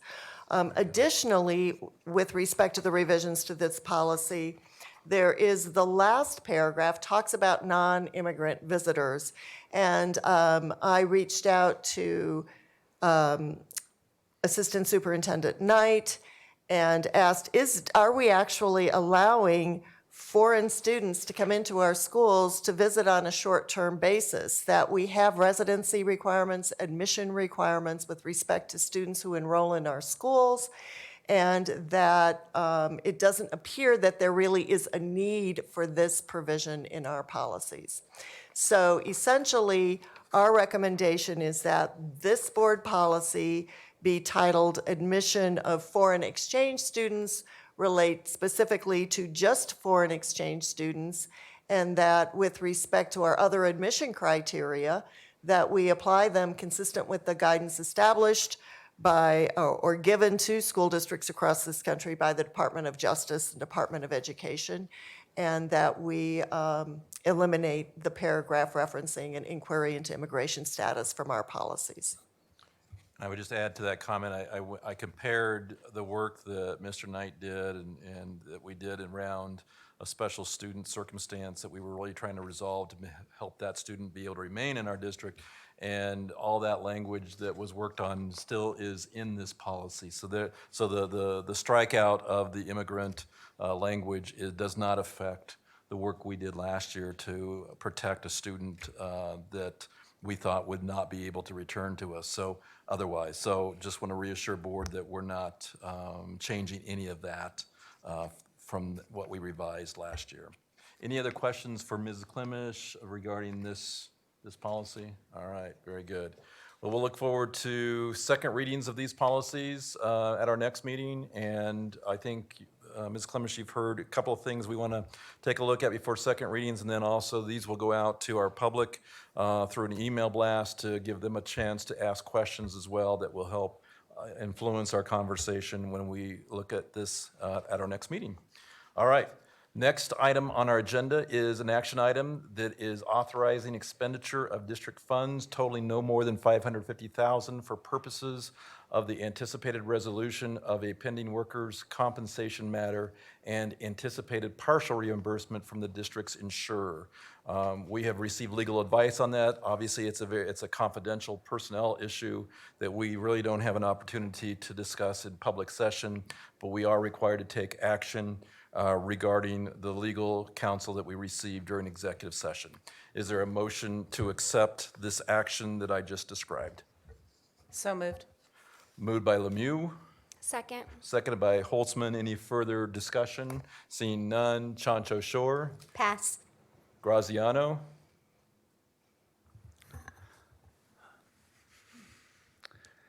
Now, this is really hard, this one.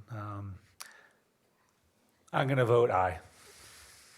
yes, aye from Graziano. Holtzman, Aye. Lemieux, Aye. Lung, No. Ray is an aye. Chancho Shore. Aye. Okay, so that motion passes 5-1.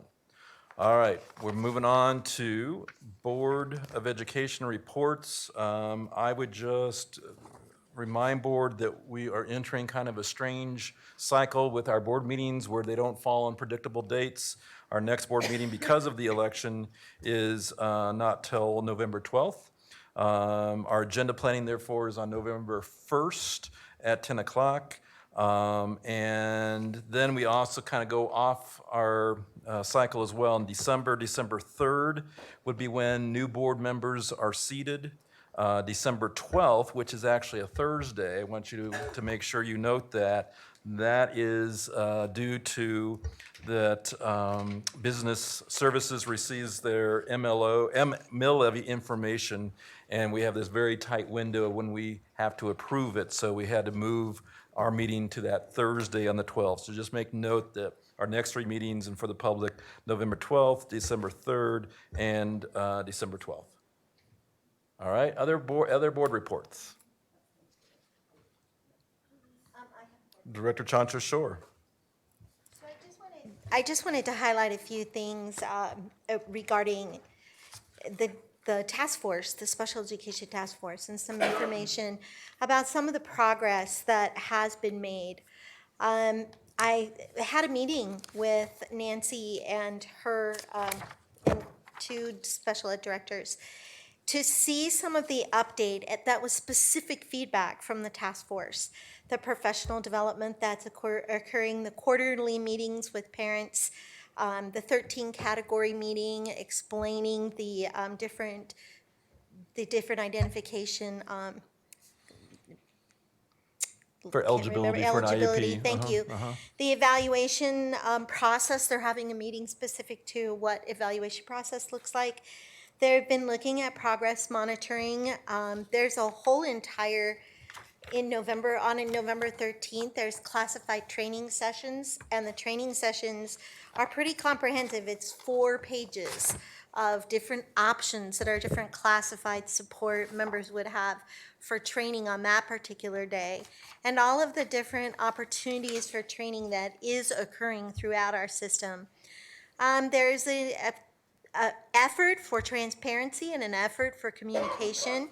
There's also someone serving on every committee for the strategic plan, making specific connections to special education and equity language. There's 640 special education employees, and there's at least almost a little bit over 10% of our students from our community are students who we are serving through the IEP process.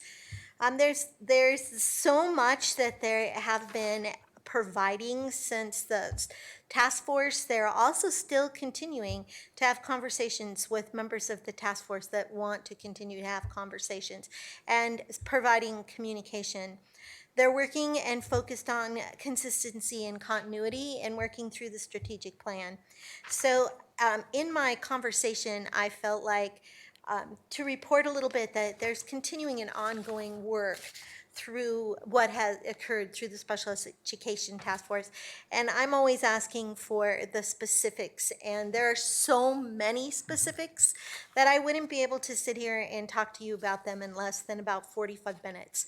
But I would advocate that anybody that has specific questions to reach out, and there are many opportunities for parents and special education teachers and regular education teachers and classified staff to continue to be informed. So please reach into our special education department if there are any specific questions related to the task force work. Very good. And just to hear you say, Dr. Tunstall, that you're pleased with the progress that you're seeing from that launching of that task force that this board did, that's really great, reassuring. Mrs. Ingalls, thank you for all the work your department is doing. Other board reports, Director Graziano? Yeah, just a quick update on the last FOC meeting. So just some things there. They have an interview committee set up, so their FOC is actively seeking new members, so that's in progress. They also have an audit subcommittee that they're working on regarding our fiscal audit. And then the last thing I just mentioned is the FOC kind of agreed upon, I guess what you'd refer to as like a work plan, hopefully to keep their work in kind of 3 buckets, the way I like to think of it. One would be around strategy of our fiscal strategy, kind of what if scenarios. Second would be around compliance and audit. So site-based budgeting, just auditing, like I mentioned. And the third third area of focus will be around operational items. So interviews, onboarding new hires, and then not new hires, onboarding new committee members, and then also site-based budget items. So hopefully by having those 3 containers, they'll be able to focus their task well going into the next year. Very good. Thank you, Director Graziano. Other reports, Director Holtzman. So just really quickly, RIMSL, just wanted to update you guys and let you know that similar to the work of our board, RIMSL is reviewing their policies right now and updating those and making them more effective for RIMSL. Also getting ready to implement an equity survey and a culture and climate survey for RIMSL. So those are a couple things going on there. And then as far as CASB, I was able to attend the delegate assembly on our behalf on Saturday, and we, as a group, voted on the legislative priorities for CASB for the coming year. And also, based on information that, as your CASB delegate, I have received, had some concerns about discussions going on at the interim legislative finance committee.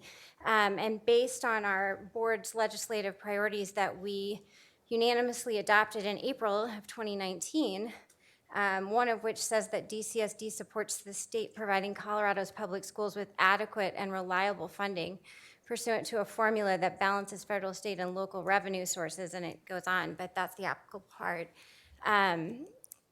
You're aware that the board sent a letter, and I read the letter today at the committee hearing, letting them know that we were concerned with some of the discussions they'd been having about adjusting the school finance formula without at the same time requiring additional funding. That the most important component to a new school funding formula is additional revenue.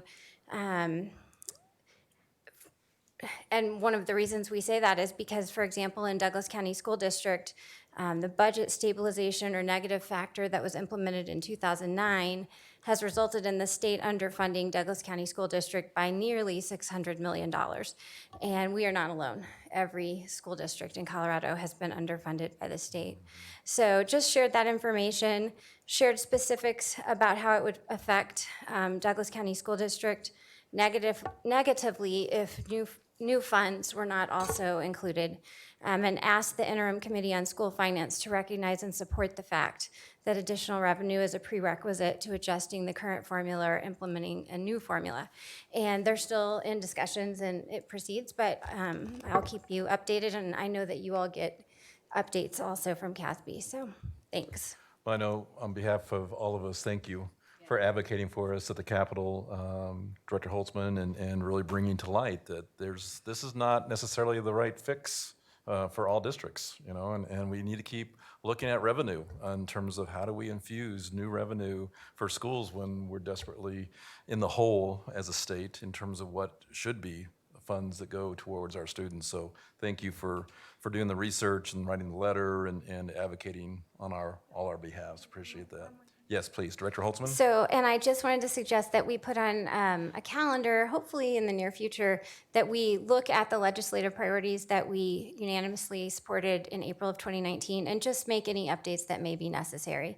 I think there may be some, I think they will probably be minor from what I've heard so far about what is being done in the legislature or thought about. So, but we might want to just put it on for review, hopefully prior to the legislative session starting. So you'll help us with our matrix, our planning matrix, to put Sure. those on our calendar? I will. I'll That'd be help you with great. that. Thank Thanks. you. All right. One thing I forgot to mention with our Board of County Commissioners is that they're about to make a final declaration in terms of their $10 million grant regarding security. I've been meeting with specifically Commissioner Thomas. Our Director of Security, Rich Payne, has been working really closely with them as well to really keep the confidentiality that's needed as they're moving forward. Rich has done some great work. Dr. Tucker, I would just again sing his praises to you through you as well. But there will be an opportunity for us. Actually, they've asked to do a video that will kind of capture the impact of that $10 million grant that they're providing. So there will be I will be representing you as not only your board president, but also as your liaison for our safety and security to help jointly do that. Stacy Rader has been working with the communications director at the Board of Commissioners as well. And again, I think it's an example of us really wanting to build that partnership that says, when it comes right down to it, it's about our kids, and we all have the same passion for that. So just know that I believe, and please don't use this as a quote, but there's somewhere around $6.8 million would be what is being set aside for district-run schools that covers both our mental health requests as well as our physical safety request. That does not include the charter grants that they are approving nor the private schools, but that's in the ballpark of what they've set aside or looking at, and we should get more information in the next couple of weeks exactly what projects they're going to cover. Yes. That's, district-run schools. So district-run schools is around $6.8 million, and then the rest of that money goes towards charter schools and private schools. So that'll be coming up, and there will probably be a reception that we can all attend as well regarding that partnership of working towards the same goal of making sure kids are safe. So with that, any meeting evaluation remarks before we go to adjournment? Director Shore, what time is it right now? Would you please quote the time and also make a motion for us to adjourn? So moved at 9:01. David Ray. Yeah, really, we do. So that. So moved. So moved, and seconded by. All right, Graziano, Chancha Shore, roll vote, quick vote. Aye. Graziano. Aye. Holtzman. Aye. Lemieux. Lund. Aye. Ray, aye. All right, we are adjourned. We did the last one.